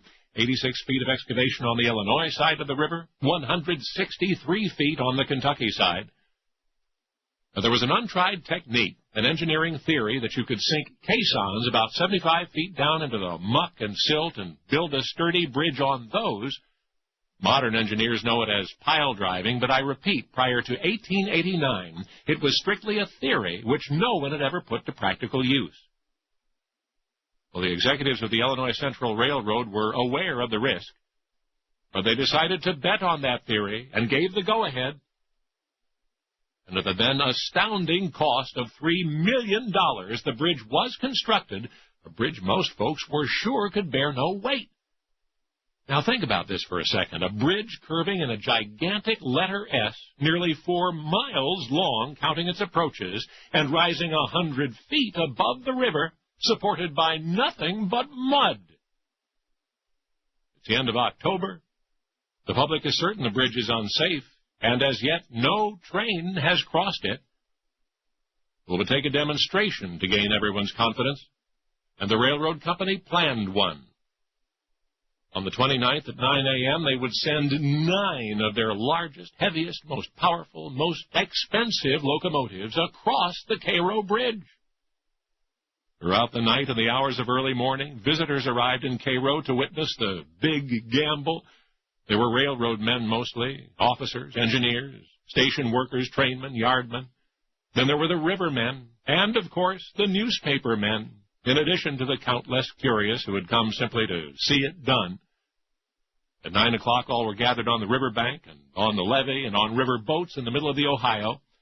And minutes later, 9 fire-breathing, 75-ton Mogul locomotives were moved into position and coupled. Then, slowly, 675 tons of panting steel climbed the graded trestle up and onto the Cairo Bridge, the bridge few thought could bear even its own weight, and engineering history was made.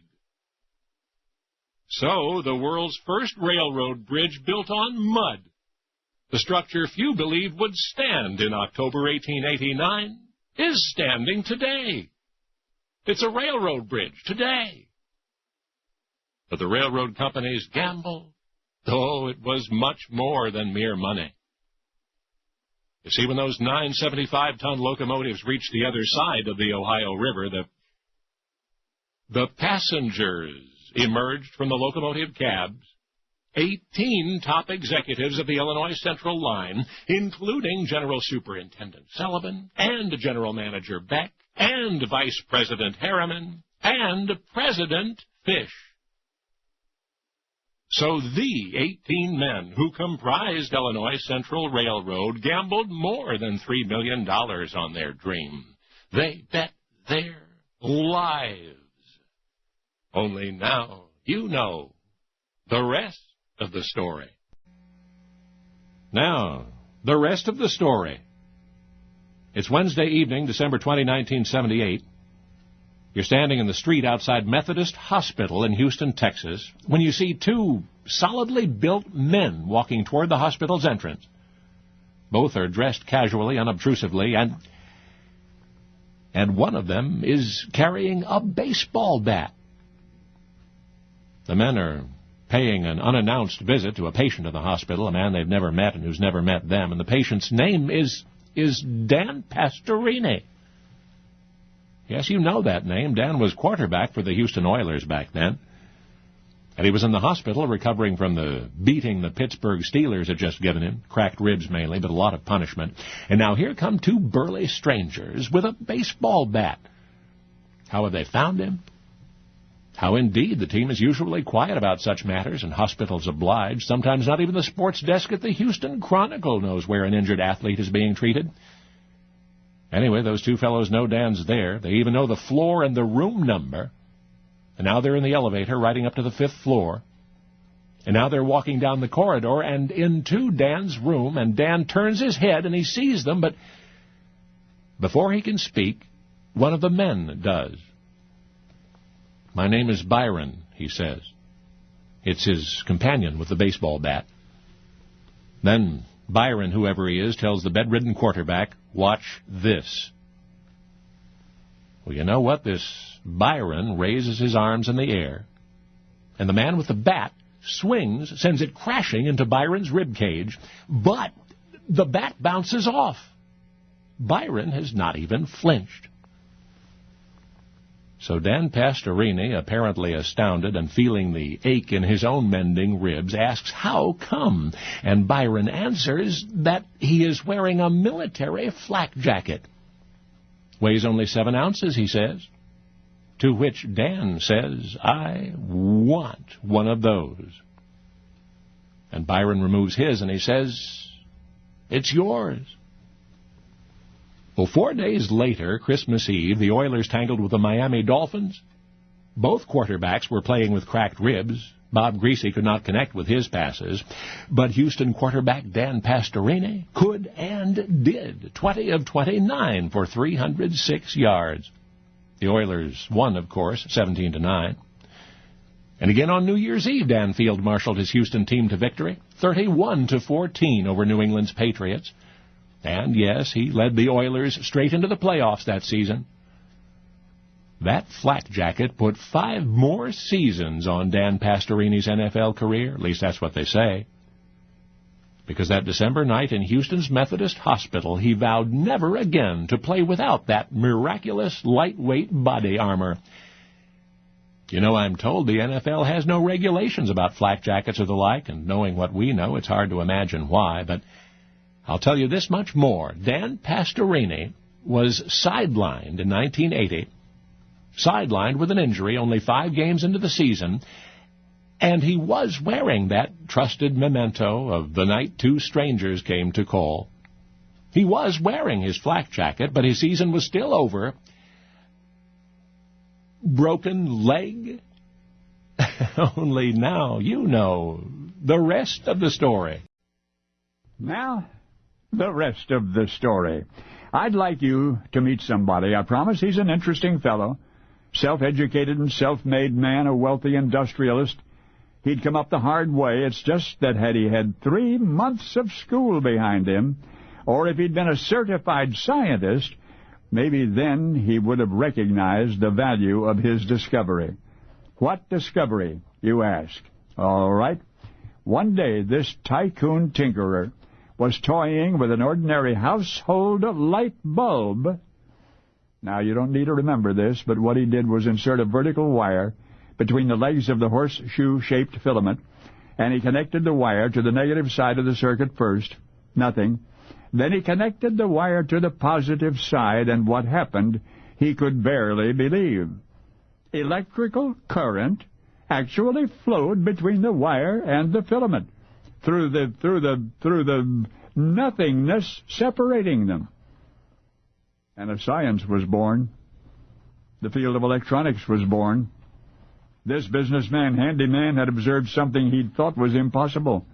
Electrons traveling through space. In the process, he had invented, quite inadvertently, the electron tube. Well, now let's look at the big picture. Until Bell Laboratories produced a transistor in 1948, the vacuum tube was what electronics was all about. All of the early televisions were tube sets. Radar equipment, the same. And don't forget radio. A century ago, the Marconi Telegraph Company was using them to detect radio waves, and it was a scientist, J. Ambrose Fleming, who produced the first electronic vacuum valve in 1904, and the physics of the phenomenon was explained as early as 1897 by a British physicist named Thomson.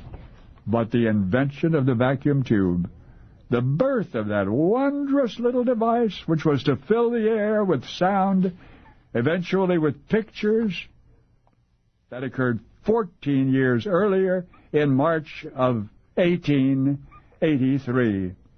And as you now know, the invention was accidental. The industrialist credited with that accomplishment did apply for a patent. The problem was he envisioned no practical application for the strange little device. He was sitting on a brand-new communications industry. He did not even realize it. He said, "I measure everything I do by the size of the silver dollar." He was not a scientist, he claimed, but rather a researcher-developer, an inventor, working for monetary gain. He was in it for the money, he said, and because he saw no money in this electron tube, he allowed a fortune to slip through his fingers.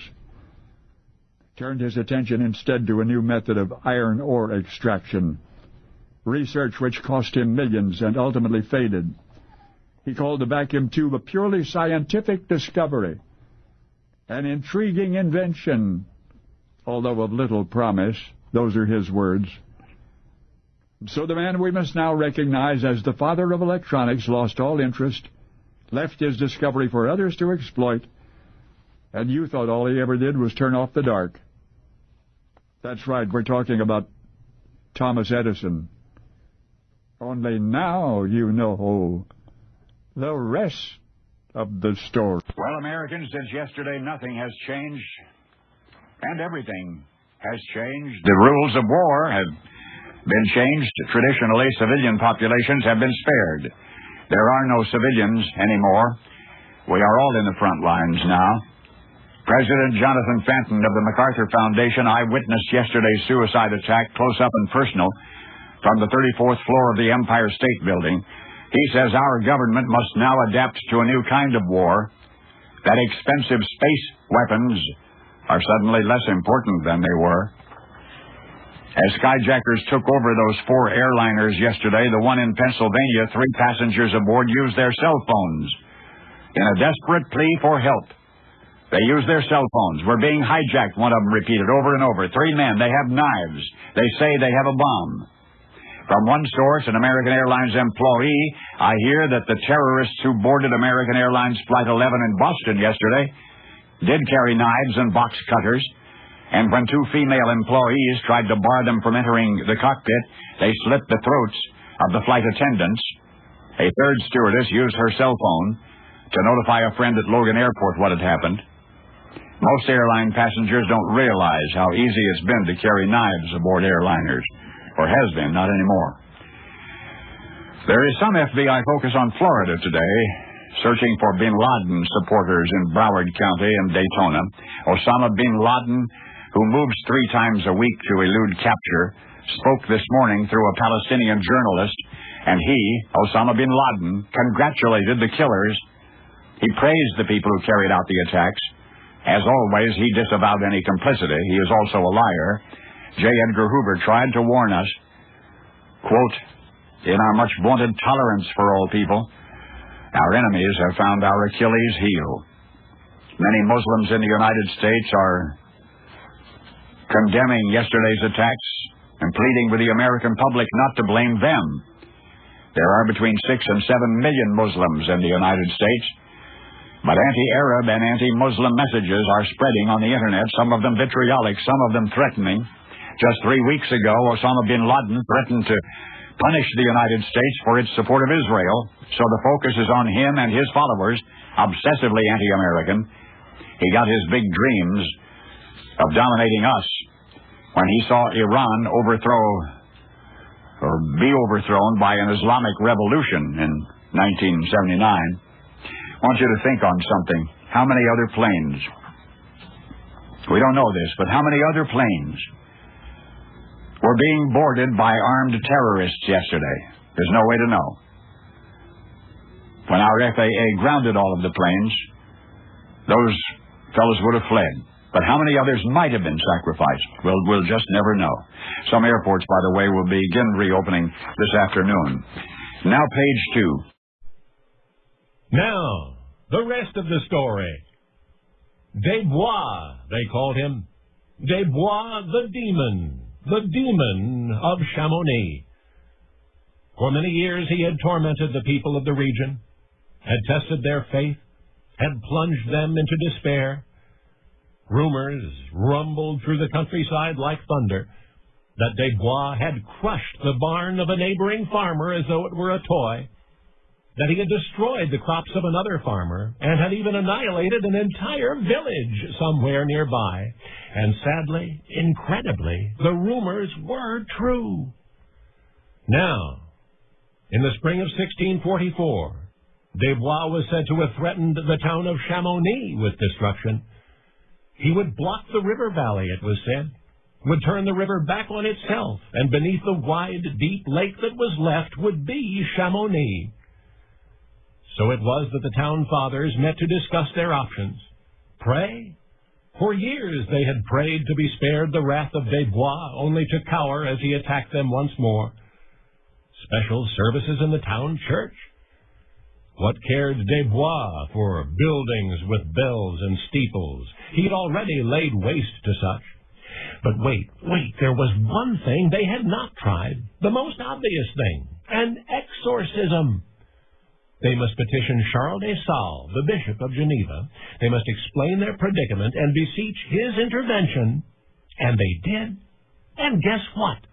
In June of that same year, who arrived in Chamonix but the bishop himself? Yes, he personally would conduct the rite of exorcism. He personally would face the dreaded Desbois and would vanquish him. The bishop's courage was infectious. Before long, scores of townsfolk offered to assist him. Day by day, as the bishop solemnly prepared, their numbers grew until on the eve of the awesome event, some 300 townspeople had gathered to accompany their general in this spiritual war. After a couple of hours, the procession had reached the demon's door. By then, his hungry eye was fixed on 7 small villages in the region which he had already cornered. But the bishop, bold as ever, stared back and began the holy recitations which, some insist, resound through the Chamonix Valley to this day. Now, it depends on whose history one reads. But the consensus of 17th century sources seems to be that while other demons continued roaming and ravaging the French Alps, the one called Desbois, who descended the slopes of Mont Blanc to terrorize Chamonix, that demon was subdued by the Bishop of Geneva. Indeed, after advancing on the territory at the staggering rate of 400 feet a day, Desbois now retreated, as he would, it was reported, for decades to come. For once upon a time, a holy man raised his staff against a sea of ice, and sent it reeling backward and upward into the mountain from whence it came. The bishop exorcised a glacier. The bishop exorcised a glacier. Only now you know the rest of the story. Now, the rest of the story. May 15, 1984. Archaeological history was made. Scientists on an expedition funded by the National Geographic Society, digging near the mysterious Blue River in the jungles of northeast Guatemala, 10.5 feet down, struck the roof of something. The roof of a buried structure of some kind. One of the diggers almost fell through, was pulled to safety by his comrades. A miniature television camera was then lowered through the crumbling hole. Next, artificial lighting equipment. The explorers had to know what was down there, not only for their own safety when they entered, but to make certain that a larger opening would not harm something priceless. As the camera's eye scanned the chamber, archaeologists observed on a monitor above ground, and what they saw so thrilled them that George Stewart, a leader of the expedition, started crying. It was the first such find in the area in 20 years, a tomb, the immaculately preserved tomb of a nobleman who had died more than 1,500 years before. His civilization was that of the ancient and remarkably sophisticated Maya Indians. The subterranean circular room where he lay was cavernous, some 13 feet in diameter, with a ceiling 7 feet high. His skeleton appeared to be that of a male in his 30s. Nearby artifacts clearly described his importance in Mayan society. Was he a ruler, an administrator of some sort? Our uncertainty reflects how little we know of that era of Mayan history. Also discovered in the vault were beads of carved jade and 15 ceramic vessels, some inscribed with hieroglyphics which translate Great Sun. Fine pottery at arm's length from the nobleman contained the remnants of food for his journey through eternity. And there were paintings, huge, marvelous paintings. And yet the most valuable, the most incredible find of all was a solitary ceramic pot, the likes of which had never been unearthed anywhere before. Now bear in mind, in the years since that Maya nobleman was laid to rest, Rome fell. and Charlemagne reigned, and Mozart composed. The American Civil War raged, as did 2 world wars. 1,500 years of human history has passed as that ancient tomb and all of its contents have remained undisturbed, and yet there it is. There it is, that mysterious ceramic pot, taunting modernity from the dim, distant yesterdays. We think we're so smart, so original. Maybe we're not. For deep in the dense, remote jungle of Guatemala, some 17 feet below the surface of the soil, scientists plunged to retrieve a jar, a relic of an extinct civilization, a flanged vessel which had something in common with medicine bottles of our own sophisticated time. The design is virtually identical. The lid, the top of that 1,500-year-old pot, was most difficult to remove, not because it was sealed, not because it was stuck, but because it was designed, like today's pill bottles, to be child-proof. And now you know the rest of the story. Now, the rest of the story. In 805 A.D., the Emperor Charlemagne gave a small amount of land to a handful of Pyrenees mountaineers. It was a gift of thanks in return for their assistance to his armies in fighting the Moors. Well, that land became a republic, and it's still a republic today. It's called Andorra. Andorra's near 1,200-year history has been a peaceful one for the most part. But once upon a time, Andorra went to war with another European country and stayed at war for 44 years. As you might imagine, Andorra is one of the oldest republics, if not the oldest, in the entire world. It's also one of the smallest.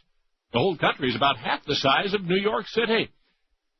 Now, whereas Andorra once relied on tobacco smuggling for revenue, its economy is based on tourism today. Its mere 25,000 citizens play host to nearly 1 million tourists annually. They come to ski or simply to see. The country's most beautiful scenery is waiting for those who don't mind a long, hard hike. Its rugged, majestic land. In many ways, time has overlooked Andorra, and inasmuch the country has avoided some progress, but also some peril. The diseases of poverty and crime which rack the rest of the West are virtually non-existent. Of course, Andorra's domestic tranquility reflects its generally peaceful relationship with the world at large. But that little land is strong for national defense. Every man who owns a gun is required to serve in the army. War. It's a word Andorra would like to ignore. As you now know, students of Andorran history recall one belligerency which lasted 44 years. It all started in 1914. That's right, for 44 years, between 1914 and 1958, Andorra was at war. See, Andorra was in World War I, along with practically everybody else in Europe, on the side of the Allies and consequently against Germany. Then the conflict was over, Germany lost, the Allies won, and everyone went to Versailles. January 1919, Italy, France, the U.S., and so on met to promote a lasting peace. And the result, as every schoolchild ought to know, was the Treaty of Versailles. But Andorra did not participate in that historic peace conference. They didn't participate because they weren't invited. It was a mistake, an oversight, but Andorra was left out of the peace process. And so, perhaps quite naturally, Andorra remained at war with Germany. Officially at war. If Germany knew, there's no evidence Germany cared, but nonetheless a state of war existed between the two countries through otherwise peacetime and World War II and peacetime again, all the way to 1958, at which point even Andorra grew tired of nobody caring. But that arguably insignificant nation did something I dare any modern nation to emulate. I mean, what's Iraq going to cost the United States? Hundreds of billions? Whereas Andorra maintained its hostilities against big, bad Germany for 4 decades plus on an annual defense budget of $5. Now, you know the rest of the story. Now, the rest of the story. Gerd was frantic. Her ears echoed with the recent reassurances of the foolish. The Germans will never invade Norway, they had said. Why would they? As homeless child refugees in the wake of the First World War, a great many future Nazis were taken into Norwegian homes and clothed and fed and loved. For this reason, it was often said that Norwegian was the second language of the Third Reich, but apparently there was something about Nazism that not only exterminated the conscience, but abbreviated the memory. For as Gerd watched, horror-struck, a fleet of German warships sailed straight into Oslo Fjord, bound for the nation's capital. Their announced purpose, to protect Norway from England. The suggestion, of course, was amusing, but that day nobody laughed. After the troops landed, the German officers began house hunting for prospective headquarters. Any property they wanted, they took. Gerd gathered her thoughts. She knew that her family's beautiful country home in Landen was only 15 minutes from downtown Oslo. It would be a likely estate for the Nazis to confiscate, but how could she deter them? For emergency advice, she contacted her sister-in-law, Sonia, who lived in the United States. The two women pondered the situation. The Germans had appeared unstoppable in their territorial conquests so far. Why should they stop at the outskirts of Oslo? And then Sonia got an idea. There was a big crate out in the shed, she said. And if she remembered correctly, there was something very useful among the items in that crate, a weapon that could save their home. Gerd must go and look for it immediately, Sonia said. And when she found it, she must take it inside the house and wait. And Gerd did. For once upon another time, the Bible tells us, the angel of death descended, but those who smeared lamb's blood on the lintel and the doorposts of their homes were passed over. And so it happened in April of 1940. Perversely and yet similarly, when the Nazis invaded Norway, establishing bases of operations wherever they liked, the Germans stole property from the people who had shown them only kindness 2 decades before, and there was nothing that the Norwegians could do to stop them. But Gerd's sister-in-law, Sonia, her sister-in-law in the United States, Sonia, the beautiful, famous Norwegian figure skating champion Sonia Hennie, had kept all of the souvenirs from her storied career. She had kept this one also. This was the blood on the lintel, the silent but powerful defender that turned the Nazi officers away as they were about to commandeer the Hennie estate. The weapon that kept the brown plague at bay for the remainder of the war, which Sonia's sister-in-law promptly and prominently displayed on the family's grand piano in the parlor, was a framed photograph, autographed and appreciatively inscribed from one of Sonia Hennie's starstruck admirers named Adolf Hitler. And now you know the rest of the story.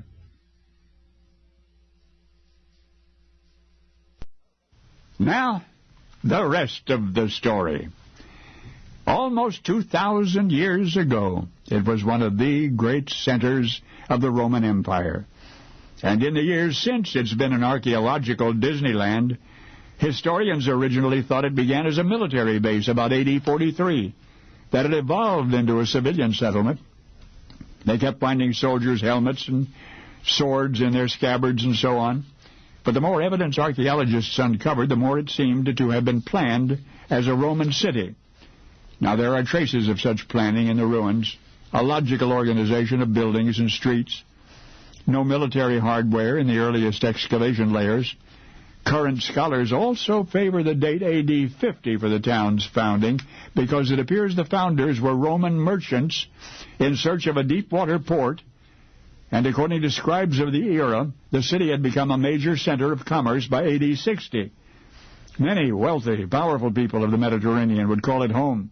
and they left much behind for antiquarians to ponder. Fine glass tableware, pottery bearing elegant designs. The city's first buildings were timber-framed. One structure at the east corner of the main street, and what appears to have been the market square, was particularly large, 94 feet wide, 190 feet long. There were also a number of shops, it seems, with living quarters in the rear. So much was found, but something was missing. Of all of the fascinating and significant remnants from the earliest years of that marvelous river community, one relic which should have been there was not. A bridge. A bridge, because the great Roman trade center required access by water and over land. There had to have been a bridge across the river, but where? Clues were abundant. Roman coins and other antiques had been dredged from the riverbed. Those artifacts framed a virtually straight line from one bank to the other, as though they had been dropped from a bridge. But there was no trace of the bridge itself. And also a major road led right down to the river's edge from the monumental entrance of the Second Roman Forum on the north bank. And so did the road simply dead end, or was there a bridge? Well, 27 years ago, November 1981, a team of 15 archaeologists digging along the banks of the river discovered a square box-like structure made of native wood, and they found it 30 feet down. No, there could be little doubt what they found was the original bridge foundation and part of the Roman wharf system, and so did the last piece of that ancient puzzle fall into place. The scholars now have a complete picture of the 2,000-year-old Roman city of Londinium, a thriving center of commerce, home for many of the wealthiest and most powerful people of the Mediterranean, even though Londinium was nowhere near the Mediterranean. That's right. What it became is the city of London. London, England. And the lost and found Roman structure, which once spanned the Thames River, the missing link, which almost took 20 centuries to find, why, that was the original London Bridge. And now you know the rest of the story. Now, the rest of the story. Little Dory Kappelhoff was born to dance. Her talent was apparent by the time she entered kindergarten. Through grammar school, she took dancing lessons and performed in public. All kinds of dancing came easy to Dory. Tap and modern acrobatic and ballet, everything. And still in those days, even the most gifted dancers needed partners. So Dory got herself a partner, a 12-year-old boy named Jerry Doherty from her dancing school. That is how the team of Doherty and Kappelhoff came to be and came to become an instant success in their hometown Cincinnati. They pleased every audience. They won every contest. In fact, the $500 first prize money from one city competition financed a trip to Hollywood. Their visit was intended to last only a month, but the response to Doherty and Kappelhoff was so positive that they and their families decided to stay. They'd return to Cincinnati briefly to settle affairs, to say their goodbyes, but then Hollywood, permanently. Dory was just barely a teenager at the time. And then came the night of October 13, 1937, Friday the 13th. Dory and her mother had planned to leave for the West Coast the following morning, but that night Dory and 3 young friends went for a car ride. It was a cold, rainy night, so the car windows were closed tightly. The radio was going full blast. Crossing the railroad tracks, none of the youngsters heard the locomotive coming, nor did they see its light until it was too late. In the crash, both in the front seat were thrown through the windshield. Dory crawled from the back seat onto the pavement, tried to stand but could not. Still in shock, she reached down to feel her right leg, discovered that she was bleeding, and then she felt the jagged, protruding bones, and everything went black. Dory's first waking thoughts in the hospital were concern for her dancing. The doctors didn't tell her right away that her leg had been shattered, that she may never walk again, much less dance. There was intricate surgery on that leg, followed by months in a wheelchair. A premature attempt at dancing broke Dory's leg. Now the girl would have to spend at least another year in a heavy cast and on crutches if the bones were ever to heal. And so, one Friday the 13th, died the dance team of Doherty and Kappelhoff. Talented young Jerry Doherty never did find another suitable partner. Instead, he finished high school and became a milkman. As for Dory, therapy was prescribed for her to help her endure the agonizing months of inactivity. The therapy in which she had no real interest at first. Singing lessons. Singing. You see, on the Hollywood Walk of Fame, one star shines as brightly as any.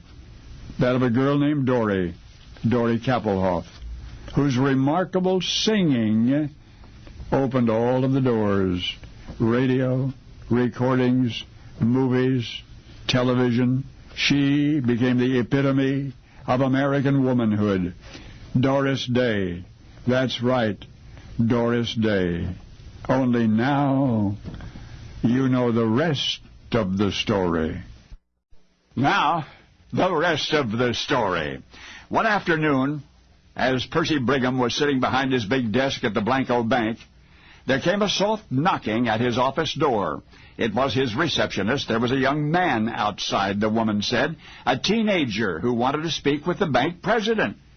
Who was he? What did he want? Mr. Brigham wondered aloud. The young man gently nudging the receptionist aside, the young man said, "I would be glad to answer that. I'm Sam's boy," he told Mr. Brigham, "and I need a student loan." The bank president squinted as though momentarily puzzled, and then it dawned on him. Sam's boy, of course. Years ago, Mr. Brigham had known Sam's father-in-law, the young man's grandpa. Sam's boy, of course. He must come in and sit down. The young man did. Now, what was this student loan that he wanted? The youngster hung his head. "You probably know about my daddy, don't you?" he asked Mr. Brigham. The bank president nodded. Old Sam was going through some pretty hard times. Once well-to-do and respected, he had lost everything a few years back, and now Sam was known as the man who owed everybody in town, had even become a laughingstock. His family probably would have starved had it not been for the charity of friends and relatives. It had all happened during the worst possible time of his son's life, high school years. The youngster had a particularly bitter memory of standing in the courthouse square, watching the girl who had been his sweetheart drive by with another young man. Her parents had told her that she must have nothing to do with any of Sam's kin. What kind of further schooling did Sam's boy want? Mr. Brigham asked. Teacher's college, the teenager answered. He wanted to be a teacher. His folks had scraped up $25, but he would need at least $100 to get him started. "I'll work my way through the rest of it," he told Mr. Brigham, "but now I just need a start." The Blanco Bank was the boy's last chance. All of the other banks had turned him down, said he was too young to qualify for a student loan. Mr. Brigham knew it was true. "You are technically underage," he told the young man. But then after a long silence he added, "However, you're overdue for a good break." And Mr. Brigham granted the loan, authorized it personally. Well, Sam's boy went on to college and became editor of the school newspaper, worked every odd job that he could find, graduated, taught high school English, eventually became principal of Wellhausen School. But let's flash forward. Sam's boy has long since grown to manhood. When he learns that bank executive Percy T. Brigham has died, the one-time boy student, drops everything and flies back home for that funeral. He owes it to Mr. Brigham, he says, for had he not broken the rules, had he not granted a $75 loan at a critical crossroads in the young man's life, the rest of that life might have turned out very differently. You see, when Sam's boy heard Mr. Brigham had passed away, he was holding down an important job of his own. By then he was behind the big desk in our nation's capital. Yes, you too know Sam's boy. Only you know Sam's boy as the 36th President of the United States, Lyndon Baines Johnson. Only now you know the rest of the story. Now, the rest of the story. In what is today the South American Republic of Colombia was once upon a time the Spanish colonial province of New Granada. Many centuries ago, the interest of the Spanish colonists in what was then the periphery of the empire was summed up in a single four-letter word: gold. The gold mines of New Granada were among the richest then known in the world. So, let's get acquainted with one of the miners. We'll call him Jorge. Jorge is looking for gold in the Chaco district of New Granada beside the Condoto River. The area is foreboding, eerie in its vastness, but little matter, because wealth is what is on Jorge's mind. And he's already turned up a quantity of gold, but now he's running into trouble. In increasing amounts, another substance appears to be mixed in with the gold, and removing that foreign material is difficult, time-consuming. And because Jorge is among the first gold miners in New Granada, and because this seems to be a difficulty unique to the area, there is no authority with whom he may consult. Nevertheless, Jorge begins asking around. Well, studying his samples, the other miners nod, frowning. It's a mineral, they say, and yes, they too have noticed it in varying quantities among their gold washings. So Jorge returns to work, baffled as before. Eventually, he resorts to hand sorting. The labor is tedious and frankly unprofitable, and in time it's evident that there is more of this strange mineral in Jorge's mind than he can handle. So, disgusted and disheartened, Jorge throws up his hands. The mine just won't pay, so it will be abandoned. And Jorge will head down the Condoto to make his living elsewhere and otherwise. The man you've just met, the gold miner of centuries past in that land known as New Granada, may not have existed by name, but he was innumerable men whose dreams were destroyed by a blight, a worthless, unidentified substance appearing in such quantity as to make mining for gold a waste of time. The miners could get rid of it, just nowhere near as fast as they needed to. Well, eventually a sample found its way to Europe and into the hands of an alchemist. Unripened gold, he called it. But the unhappy miners couldn't wait for the substance to ripen, if that's what it had to do, so instead, they labeled it with all manner of derogatory terms. Fool's silver was one. Because of its abundance, every effort was made to discover a use for it, though none could be found. And no record exists of how many fortunes were lost on its account. But in this case, yesterday's chaff became tomorrow's harvest. Because the strange something that fouled the mines of New Granada, the malleable, worthless mineral, more recently praised for its resistance to acids and corrosion as a precious metal, the element once disdained as fool's silver, is right now, per ounce, worth more than twice as much as the gold the Spaniards sought. You know the junk the Spanish colonists threw away as platinum. Only now, you know the rest of the story. Now, the rest of the story. Chet was dying. It had been a long illness, but at last the end was near. Tuesday, November 16, a remarkable resurgence of strength. Bedridden for weeks, Chet decided that morning to rise and dress and greet his two sisters. And they reminisced for hours about childhood experiences, and for the first time in a long time, Chet seemed happy. But then at once a strange and surprised expression came over his face, as though he had suddenly remembered something important and secret. He summoned his son Alan. He said, "Boy, get me Jimmy Smith." Well, Alan obeyed, and within the hour, Chet's longtime friend was standing in the parlor. Jimmy Smith had known Chet from the old days. Chet said, we'd like to be alone, so your son Alan left the room. Had he not hesitated outside the doorway to listen, we might never have learned the rest of the story. Chet told Jimmy, I want all of my papers destroyed. Jimmy seemed to understand. There was no astonishment at all in his voice when he asked, personal or otherwise. Chet repeated, all my papers. And he added that the task must not be put off. It must be finished before sundown.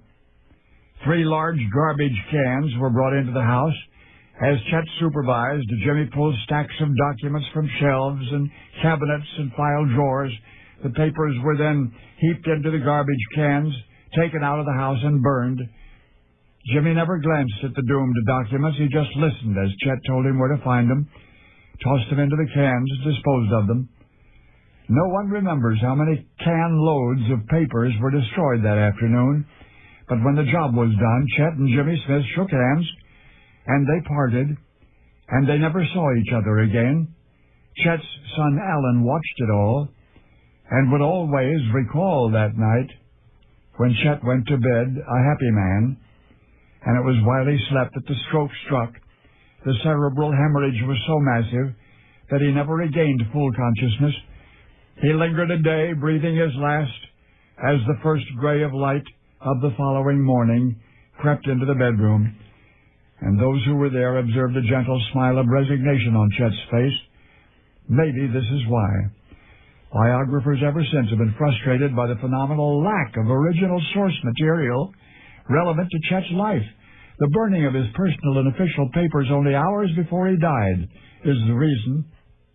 A lot of secrets went up in smoke in the autumn of 1886, leaving the specter of untold indiscretion and corruption. He once confided there were many things in his political career of which he was not proud, and he once sternly advised his son, never go into politics, boy. Never go into politics. A curious warning from Chet, Chester Alan Arthur, the 21st President of the United States. But I think you now know the rest of the story. Now, the rest of the story. Joseph's tragic illness was insidious in its onset, like some wary predator, patiently stalking him from the shadows. So quietly did it creep up on him, in fact, that what may have been its first symptoms may also have been utterly unrelated. For example, Joseph had fallen mysteriously ill while in the Army. Doctors had feared but had never confirmed tuberculosis. Was that perhaps the edge of the dark shadow that one day would engulf him? For indeed, the years that followed were plagued by insomnia, by depression, and then after more than a dozen years had passed, Joseph grew forgetful, alarmingly so at times. And then came the tragic accident. He was in Paris on business. The taxicab in which he was riding collided with another cab. A couple of teeth were knocked out. There were a number of bumps and bruises. Whatever the accident's effect on what ailed Joseph otherwise, it undoubtedly did him no good, for from then on his health began to deteriorate noticeably. Aphasia, or ataxia, the doctors called it, but this is the rest of the story. There was nothing at all wrong with the thinking part of Joseph's mind. It was the doing part that was gradually slipping away. His thoughts were as lucid as ever, perhaps even more so, it seemed at times. But when it came to expressing those thoughts, everything went blank. A letter of 50 words, for example, once took him 8 days to write. He knew what he wanted to say. He simply could not commit it to the page. After a while, coordinating his body became as difficult as coordinating his thoughts. And then, December 17, a sudden turn for the worse. Joseph was promptly hospitalized. The renowned French neurosurgeon, Dr. Clovis Vincent, decided to operate. Only hours after the delicate brain surgery, Joseph called for his brother and then lapsed into a coma from which he never awakened. He died days later, on the morning of December 28, 1937. No tumor was found during the surgery, only an obstructed blood vessel and a litany of unanswered questions. Joseph had known that he would never recover from whatever it was that hunted him down. Often when asked what he was doing, he would say, "I'm waiting." And yet the tragedy for the rest of us lies in what Joseph might have been doing during the last 5 years of his life. For the great torment of that unproductive, interminable time was the music that whirled and danced in Joseph's mind, soaring strains and haunting refrains from an orchestra only he could hear, playing melodies and harmonies only he knew, which persistently vanished whenever he attempted to write them down or sing them or play them on the piano. For the Joseph the world knows, Joseph Maurice Ravel. Ravel is remembered along with Claude Debussy as one of the two most important composers in all French history, as creator of the playful Judeau, and the menacing Gaspard de la Nuit, and the lyrical Velaz, and the breathtaking Bolero. But now I think you will never forget that during the years which might have produced Ravel's most mature, most magnificent, most significant music, that very music remained a prisoner in the master's brilliant brain, fully developed and composed, yet never to be shared, an untold wealth of unsung songs and symphonies submerged in a sea of silence. That is the rest of the story. Now, the rest of the story. Friedrich arrived at the headquarters of General George Washington in December 1777. He was introduced as His Excellency Lieutenant General Friedrich von Steuben, exalted officer in the service of the King of Prussia. Oh, he had come, he said, to aid the Americans in their revolution. How about that? Now, the Continental Congress and General Washington agreed that what the disheveled, disorganized American troops needed most was the influence of an experienced Prussian general, and that's how Friedrich von Steuben became, quote, drill master of the Continental Army. This Prussian was commissioned a United States Major General, but he performed as advertised. In fact, Friedrich turned colonial farmers and merchants into deadly weapons. And more, he prepared the standard drill manual, which became the Bible of American forces for decades to come. And at Yorktown, oh my, now the division under his command distinguished itself. And to this day, historians wonder, could we have won our freedom at all without him? Anyway, we almost didn't have a choice. Prior to his arrival in America, the Continental Congress had decided that no more foreign officers would be commissioned by the Continental Army. You see, General Washington already had more than he knew what to do with, and many in his service had aroused jealousy and discontent among American officers. In fact, the only reason Friedrich von Steuben was not immediately sent home was he made such a grand entrance. Oh, my! He had arrived at Portsmouth impressively attended by a military secretary and an aide-de-camp. His Prussian general's uniform fairly sparkled, his dossier the most glowing imaginable. It was all a fraud. It was all a fraud. His staff, little more than actors. His uniform, only recently tailored. His references, just a pack of lies. The highest rank he had ever actually attained was half-pay captain in the Prussian army. And he'd had nothing whatsoever to do with the military, anywhere, for 14 years. And this incredible deception was not even von Steuben's idea. He had friends back in Paris, you see, and one in particular who believed that Friedrich von Steuben, despite his lack of credentials, was somehow essential to the ultimate success of the American Revolution. And history has justified that special faith in him. By the way, that one friend in Paris, eager to deceive America for her own good, the fellow who was especially intent upon selling the Continental Army on an illustrious Prussian general who never was, that man never openly admitted his role in the conspiracy. He didn't have to. His signature appears at the bottom of the von Steuben letter of introduction and recommendation. Practically all by himself, Friedrich von Steuben transformed the awkward, uncoordinated, undisciplined soldiers of the American Revolution into an awesome fighting machine. And he got the opportunity in the first place because one man had a gut feeling and a gifted pen. You see, the man who fortunately sent us von Steuben was Ben Franklin.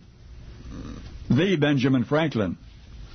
Only now you know the rest of the story. That was the first part of Paul Harvey's The Rest of the Story here on Airchecks. There will be more next week. Airchecks is a 3-hour podcast uploaded every Saturday and broadcasted on the Kt radio network every Sunday. See you on the same time and same channel.